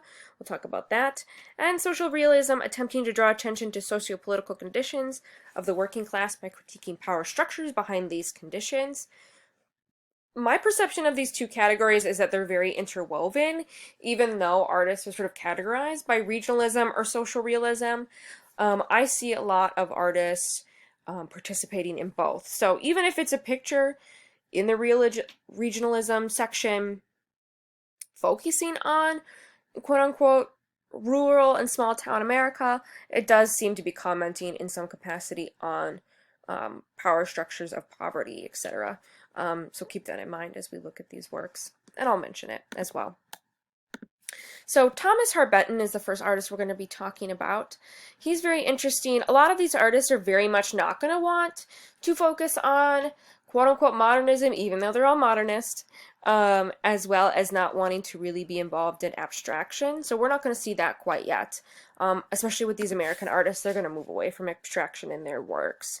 So even on Time magazine in 1934, Benton declared, "The rejection of modernism, I wallowed in every cockeyed ism that came along, and it took me 10 years to get all that modernist dirt out of my system."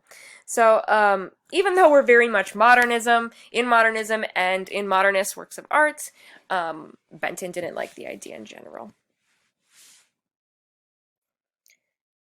The work that we're going to talk about by Benton is this mural series, America Today, in 1930. We're going to see a lot of murals at this time, so keep that in mind. Very much sort of inspired a lot by kind of Diego Rivera and Mexican art of the time, so we're going to see that as well. But this is his mural series, American Today, 1930.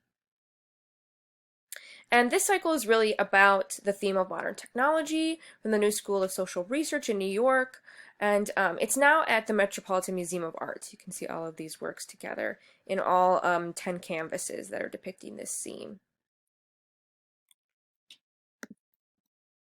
So this is City Building. It's a compositional montage where you have heroic workers are seeming against the backdrop of New York construction sites. We have him really focusing on body and body structure. You can see sort of the muscular range that he's using that's connected to somehow, in some capacity, maybe Michelangelo or sort of Renaissance depictions of muscles and musculature. But very much hard workers of the century and modern technology. So again, here's a regionalist artist, but he very much seems to be promoting the work of individuals and of modern technology, and maybe still continuing to think about the criticism of some of these things, like even hiding the face of this figure here. You can't really tell, they're not very personalized, so maybe he's making some critique on the alienation that people feel in modern society. There's also really some great images in this mural as well. Here's a bunch of just modern technological advances, so like the train and airplane, etc.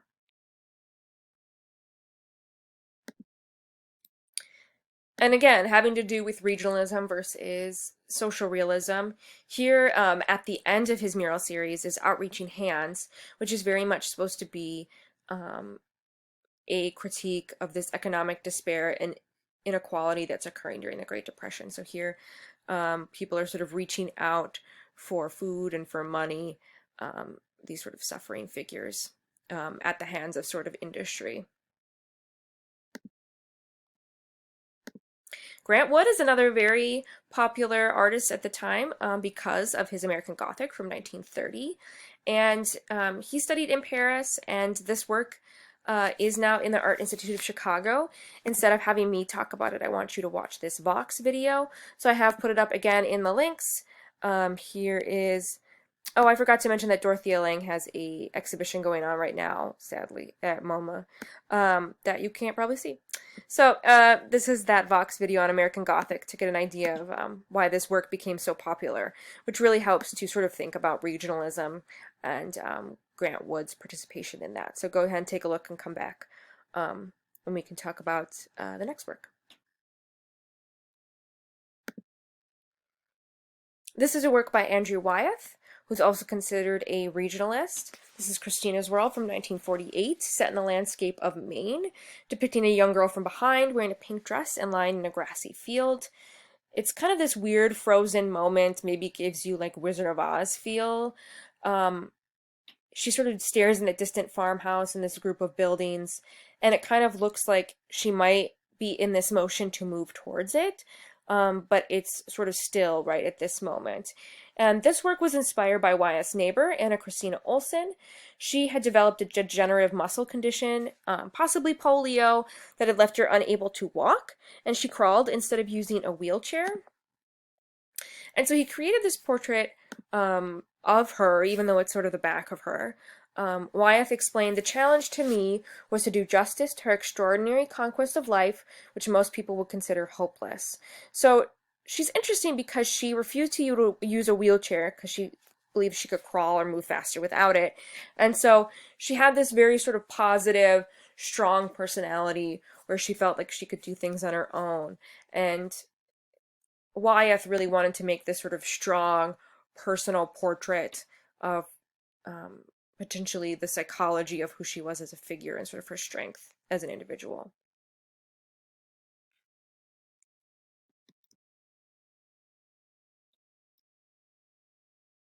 Next, we're going to move into some quote-unquote social realist works, so artists commenting on the working class and critiquing power structures and modern society.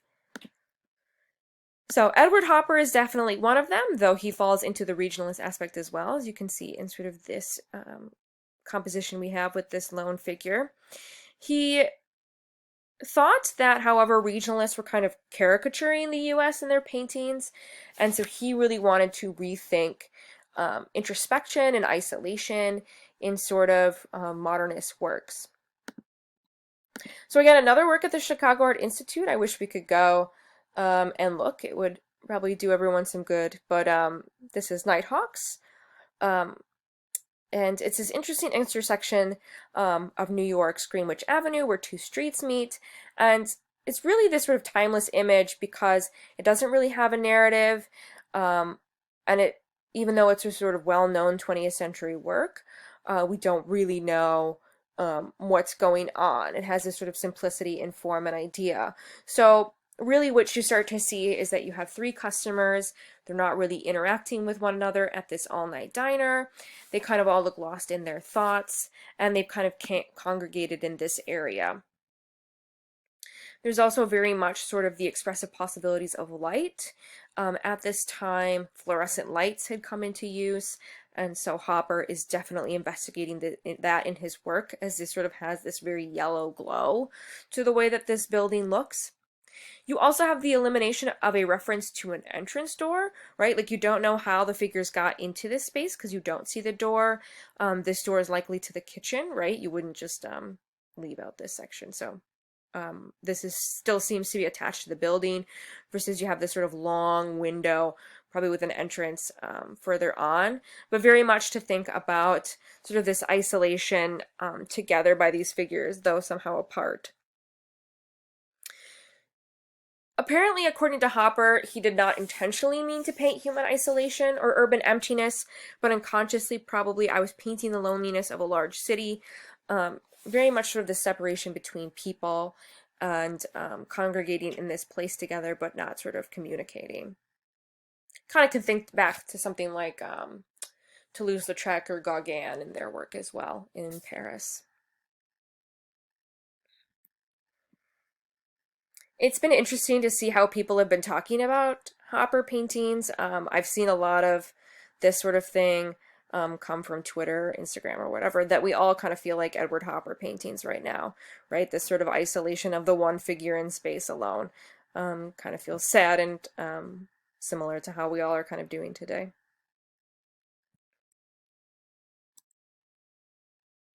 John Stewart Curry is another social realist painter. This is Tragic Prelude, which is also a mural. He focused on this American scene from the 30s. This is in the Kansas State Capitol. and he was commissioned to do this in 37. It's depicting this abolitionist. This is here in the Capitol building, excuse me. And it depicts the abolitionist John Brown with the Bible in one hand and a rifle in another in front of the Union and Confederate figures here. So Union and Confederate, to really talk about this tragic prelude, which was a prelude to the Civil War in the 1800s, this bleeding Kansas period where they had some suffering between the two sides. He's holding this rifle, which is known as the Beecher's Bible.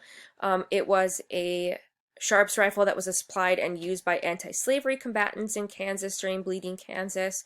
So people of that time would have recognized a rifle like this. And in this image, there's a lot of different imagery to look at.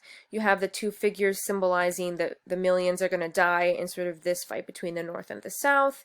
You have in the back pioneers and wagons of people moving forward, but also sort of this raging fire and tornado, and all these sort of menacing things are kind of about to occur, right? Even this sort of sense that this kind of looks like a scene from Genesis or Exodus, right, where Moses is leading the people of Israel out of Egypt, right? Like, does this not look like Moses to you?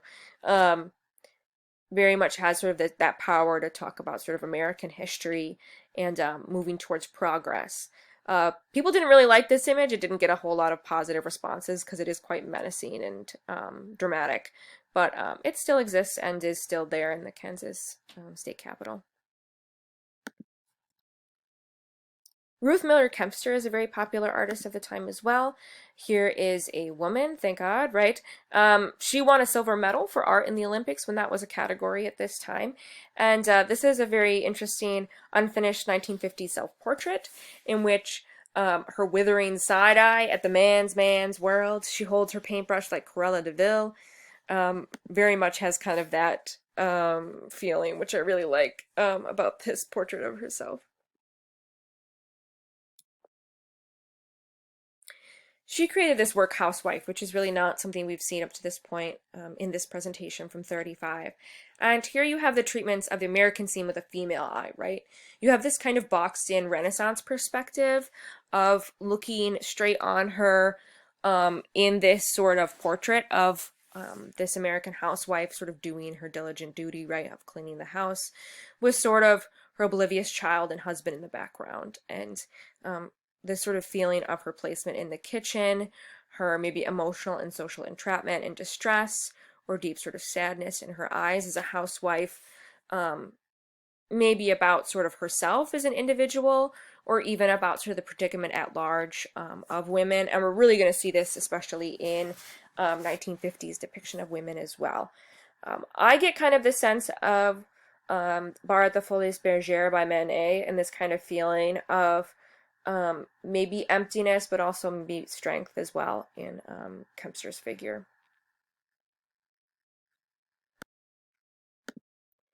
We now get to talk about some Black artists as well that are important to this period in social realism. This is Jacob Lawrence and his work, Migration Series. We talked about him previously within the Outlier art. I showed you that little girls playing like hopscotch. This is an event, it's chronicling the event of the Great Migration, and we talked about this before within reference to the Harlem Renaissance. And Lawrence is really well known for his preference for recounting Black history through a narrative series. This is a work that has 60 panels in total of the theme of migration of Black men and women from the rural South to the North. And he really researched his subject and attached texts and really thought about these sort of elements. And he links these idea of Black history and really break down with these sort of simple color compositions and forms. So this very much feels like abstraction in a lot of ways, even though we're not there. But really sort of these simple silhouettes and colors that he's using kind of to make this kind of restless sea of faceless travelers rendered in thick outlines and these masses of thick green and black coats punctuated in red, yellow, and blue. This migration series has a lot of darkness as well. You start to see sort of abject poverty, food shortages, unemployment, discrimination, violence, lynching. So he's really reflecting a lot on Black history and sort of how he sees Black America at the time. So even sort of the suffering and poverty of children as well. Charles White is another famous African-American artist at the time, really wanting to capture Black dignity, suffering, and triumph. And he spoke across sort of binaries of the civil rights movement. This is very apparent in his work, Five Great American Negroes. This is a Works Progress Administration mural, like we were talking about before, that represents really sort of this vibrant colored image of American Black history. So you can break down all of these sort of five great figures in this work. So the first being Sojourner Truth right here, American abolitionist and women's rights activist, born into slavery but escaped, with her famous speech, "Ain't I a Woman?"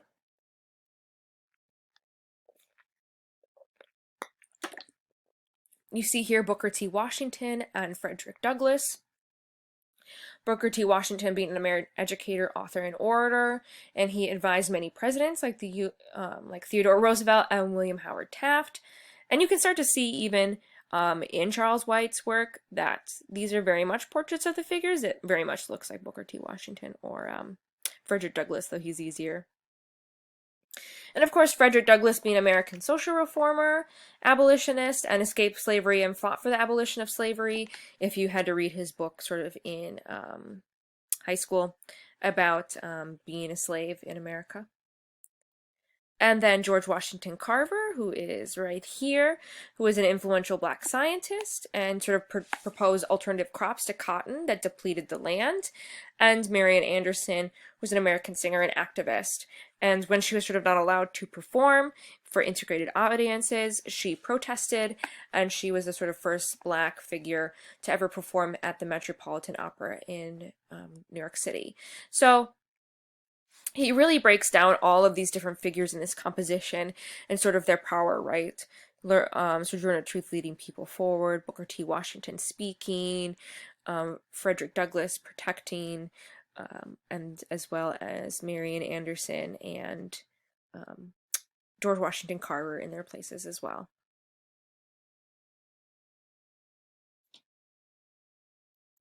This is a really famous work by Charles White that you've probably seen before. This is very much inspired by Grant Wood's American Gothic with the pitchfork motif.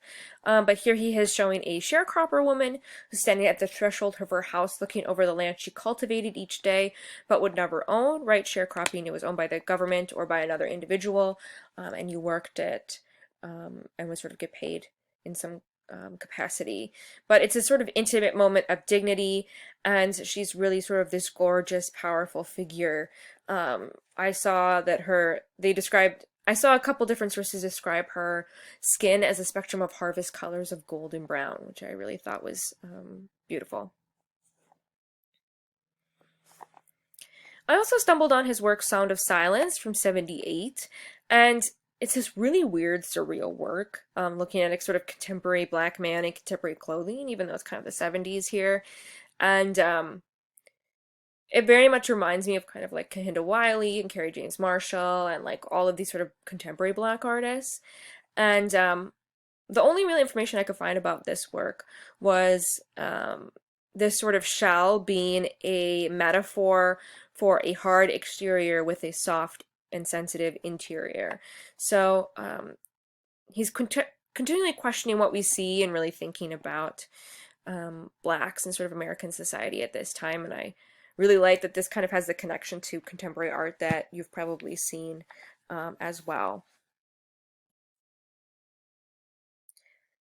Here's another work as well by Thelma Johnson Street. We're going to talk about her medicine and transportation works. She was an American artist, dancer, and performer. She gets threatened by the Ku Klux Klan a lot, which is really sort of awful in her work, and she worked a lot with Diego Rivera on murals. And she gained prominence a lot for her performances. This is one of them. You could sort of read this over if you'd like. But again, another figure very much in the work that we've seen up to this point by artists who are really investigating this time in art as well. She is helping to produce this mural for Thomas Hart Benton, right? This is from his America Today series, and she's very much interested in uplifting Black labor and celebrating the Black working class on a massive scale. Again, she's working very much in this style and idea. So, and we're going to see her reflection on Diego Rivera's work as well. So we will move forward with that when we get to that with social realism. We're going to jump back and talk kind of about Bauhaus for a second here, because Annie Albers is kind of considered part of the social realist section of this course. So she's a German-born American textile artist, and she's very much credited with blurring the lines between traditional craft and art. This is her and her husband Joseph. He was also a powerful figure in the Bauhaus as well for his homage to the square.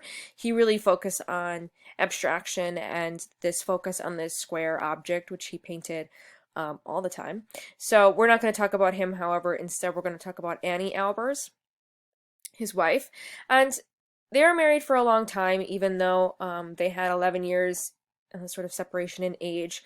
This is her working at Black Mountain College after the Bauhaus was shut down because of World War II arising. But she's really well known because her textiles are super interesting and very different from anything that people had seen before. She's really invested in color and texture with construction weaves and really breaking down sort of functional textiles, utilizing metallic thread, horsehair, as well as traditional yarns, and even making sort of really abstract works. So I got really overzealous and I put like some insane amount of slides of her work. But you get to see how interesting the breakdown of textile and the production of textile really is with her work. So it's really fantastic to look at.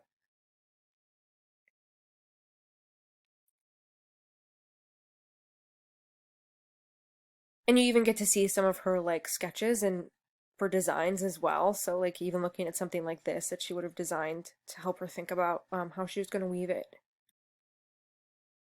Here's one of her works in the lobby bar at Camino Real Hotel in '68. Here's that work. Here.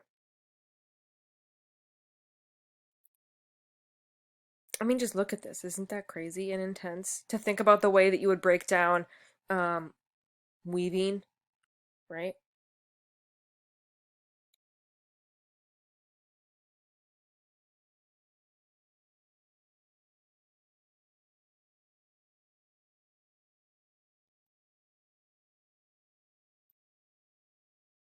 Joseph Cornell is another artist who's under this American realist, or sorry, social realist section. Even though his kind of art doesn't necessarily fit, just like kind of Annie Albers.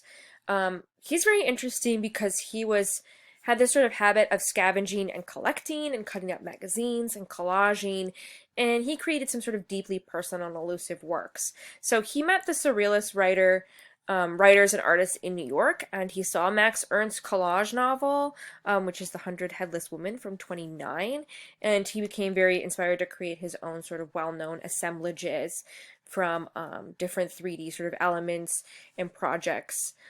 So he did that with some of these works. We're going to talk about a couple of them here. So this is Untitled Butterfly Habitat, in which you see sort of this interesting conversation about flight and voyage and butterflies, kind of like a specimen board, but instead of doing that, he hasn't pinned them down. They're each held up individually by string so that if you were to handle the box, they were kind of moved back and forth. I know you can't see me moving my hands back and forth like a crazy person. But it's very much thinking about each compartment where these little butterflies live, and the cutouts, and they're just paper butterflies, they're not real butterflies, and these little chrysalises that they would have come out of, and thinking about sort of flight and the beauty of the butterfly.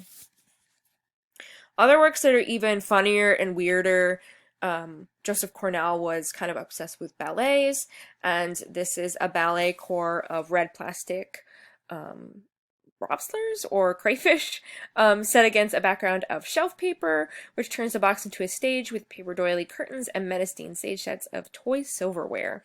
So here you have this little pantry ballet for Jacques Offenbach, and you have all these little silverware and the breakdown of the cutouts of like shells and other sort of sea objects, and then each little lobster, or maybe they're crayfish, have these little ballet skirts on, right? I mean, the intricacy it took to sort of build this little ballet of sea creatures is hilarious and funny and weird, and so much in like the surrealist style, right? I also like this one. It kind of reminds me of Wes Anderson in his work. This is Setting for a Fairy Tale. Again, very much interested in the theater and spectacle and in romantic ballets like Swan Lake or The Nutcracker, Cracker, and Sleeping Beauty, and conjuring sort of fantasies of romantic love and pageantry. Alexander Calder is another artist as well, again working in sort of sculpture like Cornell. Alexander Calder is a very famous and very kind of movement into abstract work as well. This is him, and this is a work he did for Peggy Guggenheim for Over Her Bed frame. I wanted you to look at Circus briefly. It reminds me a lot of sort of Bauhaus and sort of that work as well. He created a full-fledged activated environment made up of tiny animals and performers that he assembled from wire and found materials and made them into a circus. So embodying the idea of that saltimbanquis that we've seen with Picasso and him looking at figures like that we kind of talked about probably very briefly, but very much sort of circus performers and artists sort of saw themselves as outliers as sort of circus performers did. So Alexander Calder's kind of commenting on that. So I have a little video of this work that you can watch.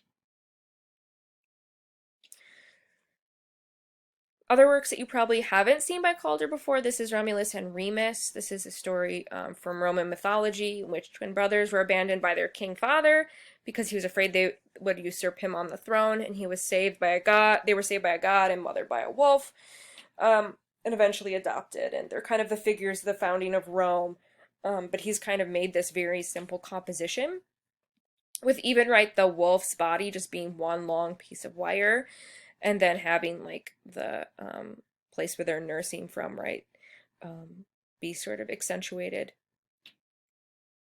I even like that he's sort of signed his name right in the tail of the wolf as well. This is a classical Italian sculpture of that scene. After he meets with Mondrian and the Gestalt movement, he felt very much the need to start working in abstraction, and he started creating works with motors, but eventually made them to sort of move on their own with currents of air, and made these sort of carefully calibrated systems of weights and balances with kinetic sculptures. And so they're very much known as mobiles, right? Which we sort of have a good sense of what a mobile is. There was an artist and critic who said when he heard the name mobiles, "What were those things you did last year? Stabiles?" Which is like the worst joke ever. But some kind of art joke, right? But you've probably seen his work, very famous at the time and even now. This is Lobster Trap and Fishtail, which is really the one I want you to focus on. You have this hanging mobile that was commissioned for MoMA, very much surrealist in sort of abstraction of biomorphic forms. You have a sort of lobster tail at the top and a lobster cage, meaning to sort of trap the lobster, and then the potential for this probably being a school of fish. And then you can watch this sort of video of these objects sort of moving on their own to get a sense of how he invested his time in doing that in this work. Now we're very much going to move into Mexican social realism. Although I have this after American social realism, a lot of these artists are influenced by Diego Rivera and Mexican artists who were very much invested in social realism and social protest at the time. Like-minded artists in Mexico turned to their own histories and artistic heritage to contribute to the renaissance of Mexican painting. In 1910 and 20, we have a lot of armed revolutions and fights going on in Mexico with Emiliano Zapata and Pancho Villa. And so we have a lot of different major land and labor reforms. And so Mexican artists covered the country's schools, ministerial buildings, churches, and museums with vast murals depicting subjects drawn from ancient and modern Mexico that celebrated new cultural nationalism.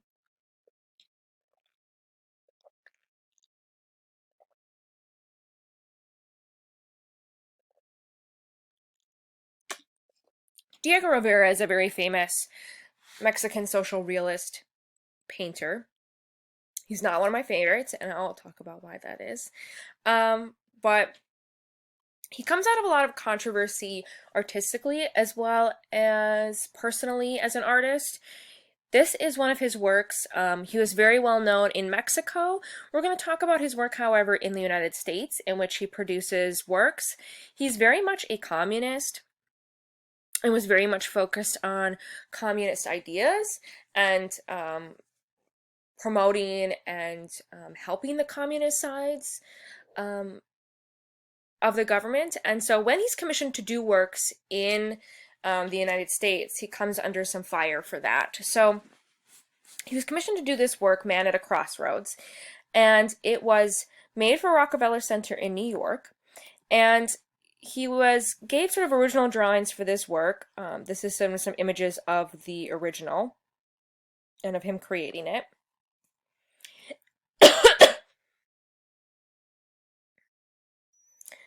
And it was supposed to be showing ethical evolution as well as material development and modernism in these murals like we've talked about.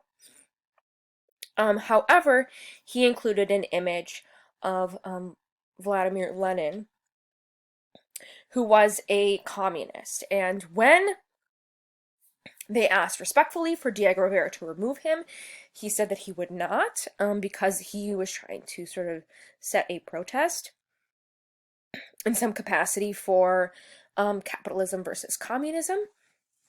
And so it was actually plastered over and destroyed. And Rivera was pretty upset, and he repainted it later from a photograph of the completed image in an alternate location. But he really sort of caused a lot of controversy with producing this communist figure when obviously communism was not a popular idea in the United States, whose focus is on capitalism.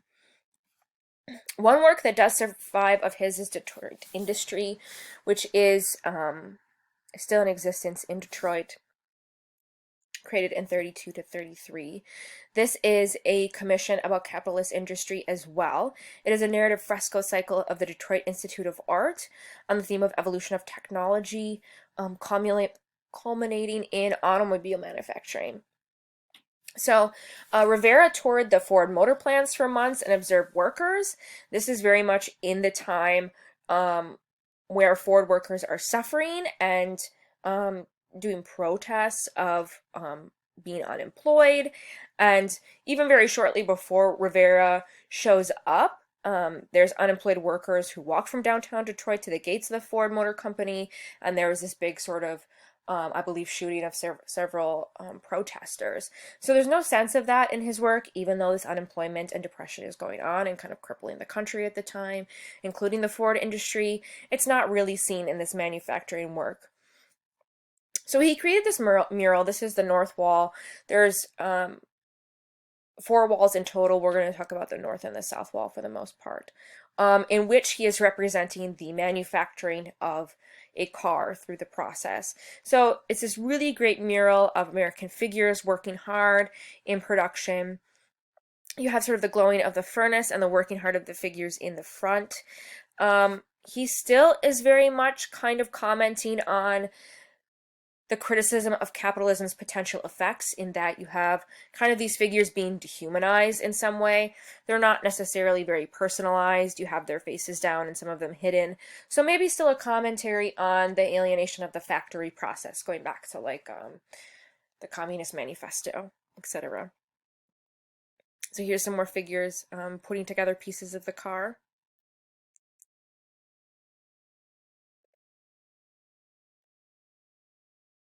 Now on the south side as well, we have this process continued. So you can see again the all of these manufacturing elements, and the conveyor belt is continued from scene to scene to sort of connect them, and still sort of creating pieces of the car as well. I mean, look at all this detail that he spent making all these little gears and moving sections of this work. Now, it has a very controversial image. This was kind of seen in some work we've seen before. But this is a child being vaccinated in a medical laboratory surrounded by the animals that provided the serum. This work, oh, I thought I put it next to it, but it's right here on the north side. And here you have, he took this composition kind of a nativity, right? This woman kind of looks, can be like the Virgin Mary, and think of him as the Christ figure. And here kind of the wise men and maybe Joseph, kind of that compositional idea. But Rivera thought very much that medical technology was kind of the new savior of mankind, which is kind of a controversial idea. People kind of protested for this work to be taken down, but luckily the whole thing has survived to this day. Now, the reason I don't love Diego Rivera necessarily as an artist is his connection with Frida Kahlo. I very much think Frida Kahlo is a much more powerful and strong Mexican artist, and very much sort of autobiographical, and very much focused on painting images and ideas that are very sort of intrinsic to herself. As you may or may not know, Frida Kahlo was in a bus accident when she was 17, where a bus collided with a trolley car. This is an image she did of that idea that, or that event that happened to her. She suffered a broken spinal column, broken collarbone, ribs, and pelvis, 11 fractures to her right leg. She crushed and dislocated her right foot and her shoulder. There was also some piercing of her abdomen and uterus by the handrail. And so she was eventually in this full body cast. And it really started her work with art. She started producing art while she was bedridden. She had numerous surgeries over her lifetime and really suffered a lot of pain because of this.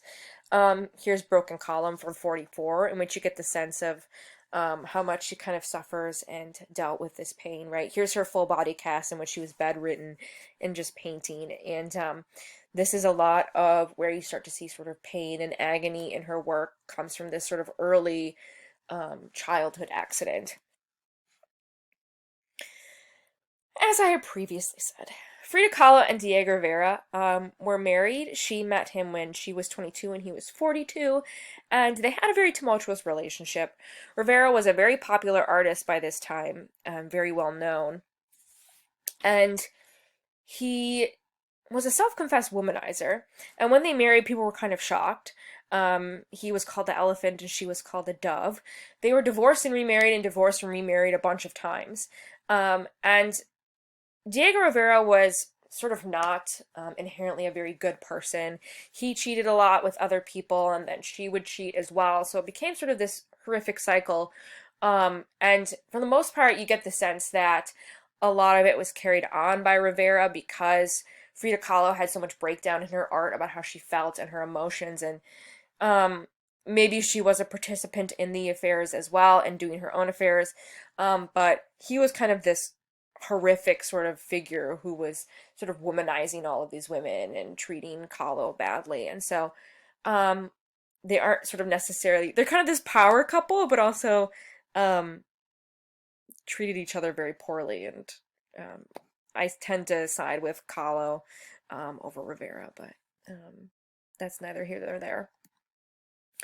So you can see some of her works. This is Self-Portrait with Cropped Hair. She produced this painting after her first divorce with Rivera, where she chopped off, she didn't really chop off all her hair, but in the image she chopped off all her hair that he loved so much and wore a suit that looked like his, kind of showing her liberation from him as an individual.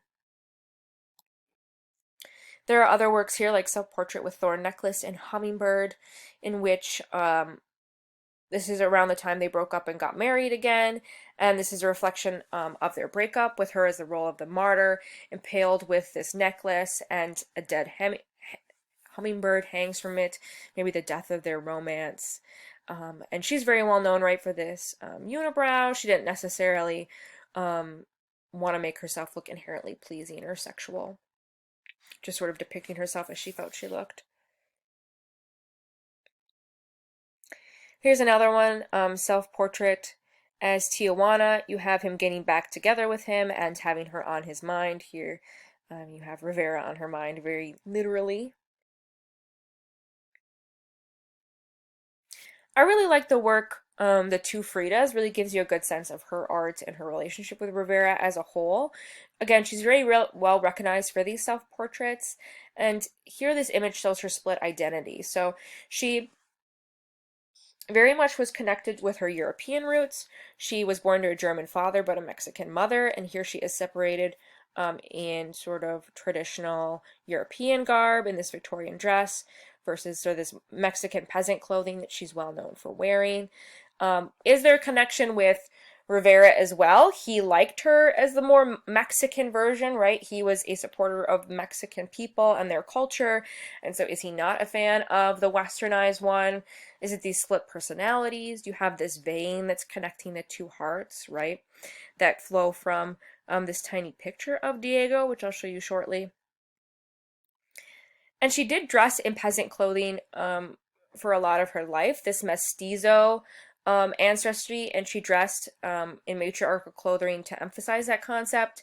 It also helped cover up her injuries and helped her with her sort of personal identity to sort of dress like this. Very sort of surrealist and gorgeous.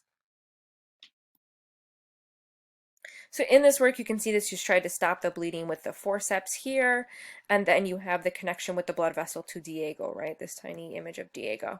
So very much about the interconnectedness of who she is and who she's trying to be, sort of laying bare some of these identity constructs that she has about female identity, sexual identity, identity as a wife, identity as an individual, etc. I also really like Self-Portrait on the Border. It very much kind of brings up current issues today going on between Mexico and the United States, in which here she has envisioning herself in this pink dress, surrounded by objects of Mexico as well as modern objects of the United States, and thinking about sort of this connection between who she is and America versus Mexico, and these two sort of sides of who she feels like she is. And it's very interesting to think about this work with sort of the building of the wall, right? In the United States. Now, we're going to pop back to Pablo Picasso for a second here to talk about his work. Pablo Picasso was commissioned to do this work for the Paris World's Fair, and he created this work, Guernica, and it changed drastically because of World War II. And what ends up happening is you have the bombing of Guernica, which was a town in the province of the Basque countryside in Spain. And they were part of the Republican resistance movement against the nationalists who were funded by the Nazis. And Germans wanted to sort of test their bombs, and they dropped bombs on the city of Guernica for 2 hours. And when Picasso hears of this occurring in Guernica and the destruction of people's lives and homes, he creates Guernica to show the tragedies of war and suffering on individuals and innocent civilians. So he creates this embodiment of the tragedies of war and this symbol of peace. And he does not depict any one particular image, but instead a general cry against the horror of the Spanish Civil War and then coming World War II. So you have the bull and the horse themes that they talk about in this work, potentially the horse as Guernica and the bull as fascism. And then in the image, you have sort of general suffering here. We have figures crying out for help. You have burning. You have a woman holding her dead child. You have this sprawled sort of figure in kind of the crucifixion. Potentially hope with light, right? There are some references to potential hope as well. So really sort of this image that depicts sort of the tragedies of war and what's to come with World War II. So World War II starts in the September 1st of 1939 to September 2nd of 1945. Obviously, that has to do with Adolf Hitler coming to power in 1933 and the aggressive campaign against the world in sort of trying to propagate all of his ideas about fascism and eugenics and all of these different sort of horrific ideas. Hitler himself was a landscape painter and was sort of rejected from art school, and he has this sort of interesting connection with art as an individual. And what's sort of tragic, right, is that he's rejected from art school and then becomes a fascist. But maybe that was inherently going to happen anyway. But he has this sort of very aggressive interest in art and the creation of art.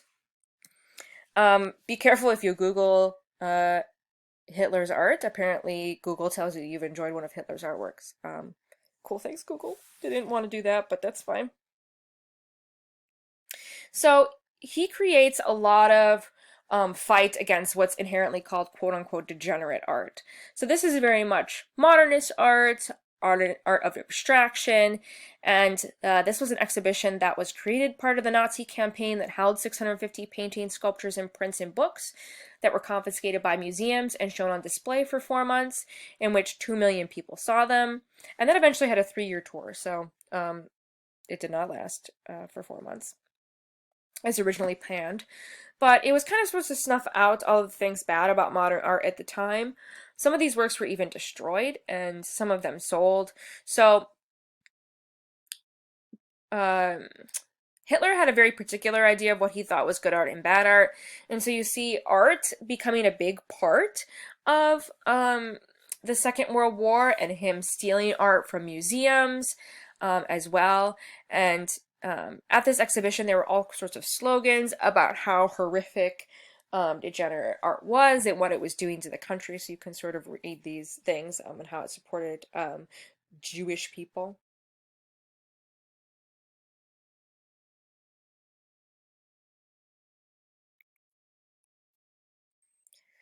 I like Insulted German Womanhood. That's pretty good.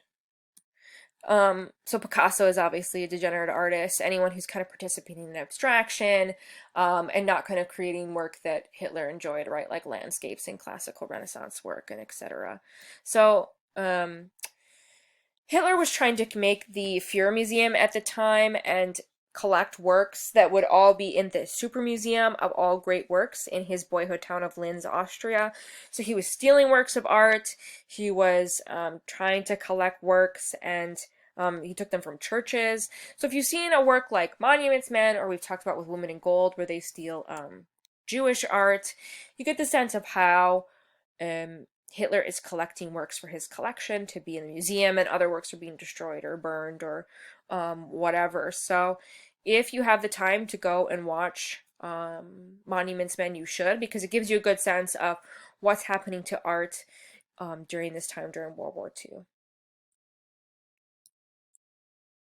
Of course, we have some artists capturing these moments after World War II, thankfully, when it ends in 1949. And really some of these great moments. So this is an image of VJ Day, captured, you've probably seen it before, of a sailor kissing a nurse. There's a controversy about whether or not this image is staged, but has become a popular image for sort of the victory and the movement toward ending World War II. You also have Lee Miller being a very famous war photographer at the time. She was originally a model. The right image here is by Edward Steichen, who we've talked about before. And she was kind of photographing fine art and fashion, but when World War II started, she worked for Vogue instead of reporting on the war. So here she is. She's the second from the right here. And she photographs many women in war and their position in war as individuals. Here you have her photographing some important women in sort of fighting for the United States.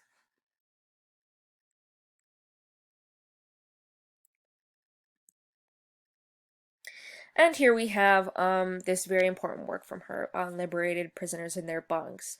So she was taken to the Dachau concentration camp in 1945, shortly after it was liberated by the American Sixth Army. And it shows this really dramatic moment of prisoners peering at the camera from their bunks, with these figures sort of sweeping in the background. And there's this sort of poignant emotional connection when you start to think about these figures and prisoners who have been treated sort of less than human by their captors. And here you have this sort of gorgeous woman, Lee Miller, walking in and taking their photograph, and they're kind of sort of shocked to sort of look at her and see sort of potentially their future. So you have this really interesting moment captured on film by Miller. At this time, a lot of people didn't think some of these things were true or that they were really happening. And Lee Miller says, I implore you to believe that this is true. This really did happen. So you have this really intense image and multiple sections of focus and interest that she created with this work.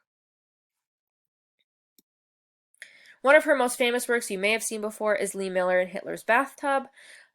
Shortly after leaving the concentration camp, she went with the troops where they discovered Hitler's apartment, and they were not entirely happy because she kind of trapped herself in this bathtub to take this, or this bathroom to take this picture.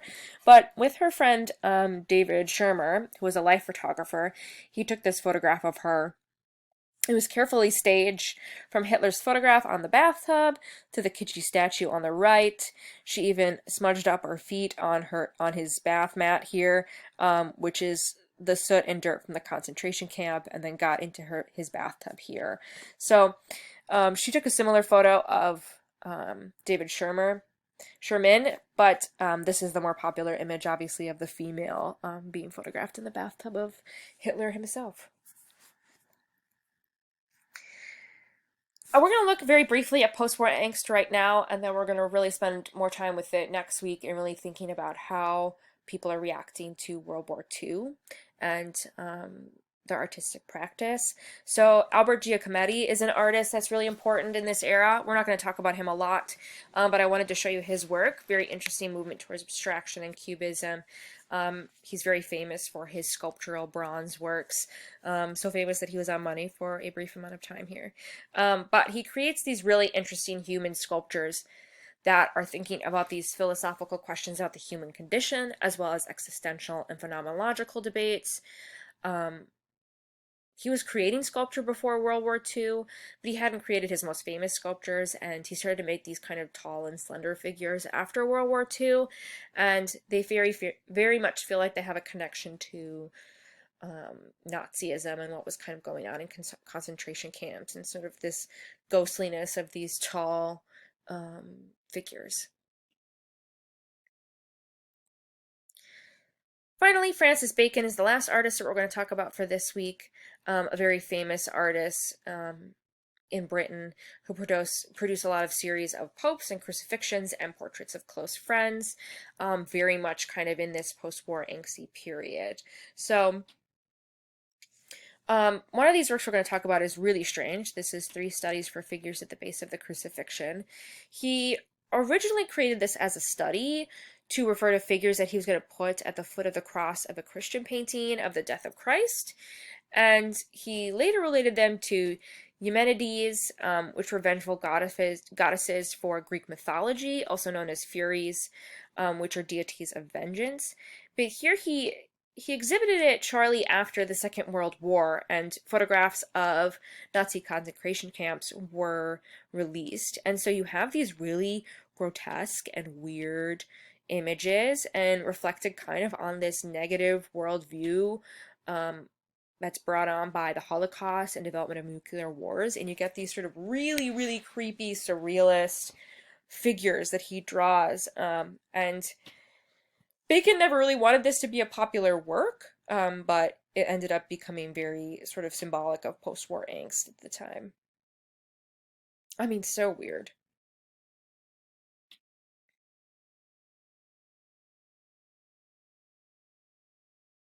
Francis Bacon is also really known for a lot of his images of popes and religious figures. He kind of permeated by the anguished vision of humanity. His painting embodies existential ethos of this post-war era with these sort of deformed figures that are part of kind of this religious scene. So this is one figure with meat. He reflected a lot on this work by Diego Velázquez, Portrait of Innocence X,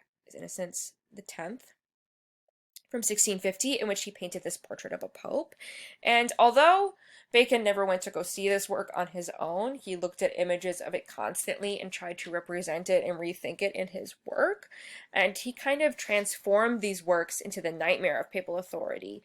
You take this blurred figure of a pope, seen kind of through a veil, trapped in maybe like a glass box or a chamber, and really kind of this maybe loss of human hope and faith and conviction, this sort of lostness that people felt at this time, this kind of sinister pain and outburst, and maybe kind of devoid of believing in any authority. I mean, it kind of looks like these horror scenes, right? Like this is definitely kind of a horror scene. This looks very much like Velázquez's work, but even like having these two sides of beef, right? Is he saying that he's a butcher, that he's a depraved butcher, or is he a victim? They're kind of creepy and gross and kind of show this angst and sorrow and pain that was happening after World War II.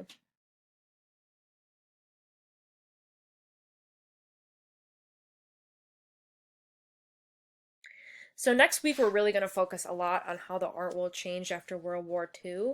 So make sure to get your assignments done for next week and doing major assignment 2. And we're really going to invest some time into looking at some more post World War II art. So be safe, have a good week, and otherwise I will see you next week.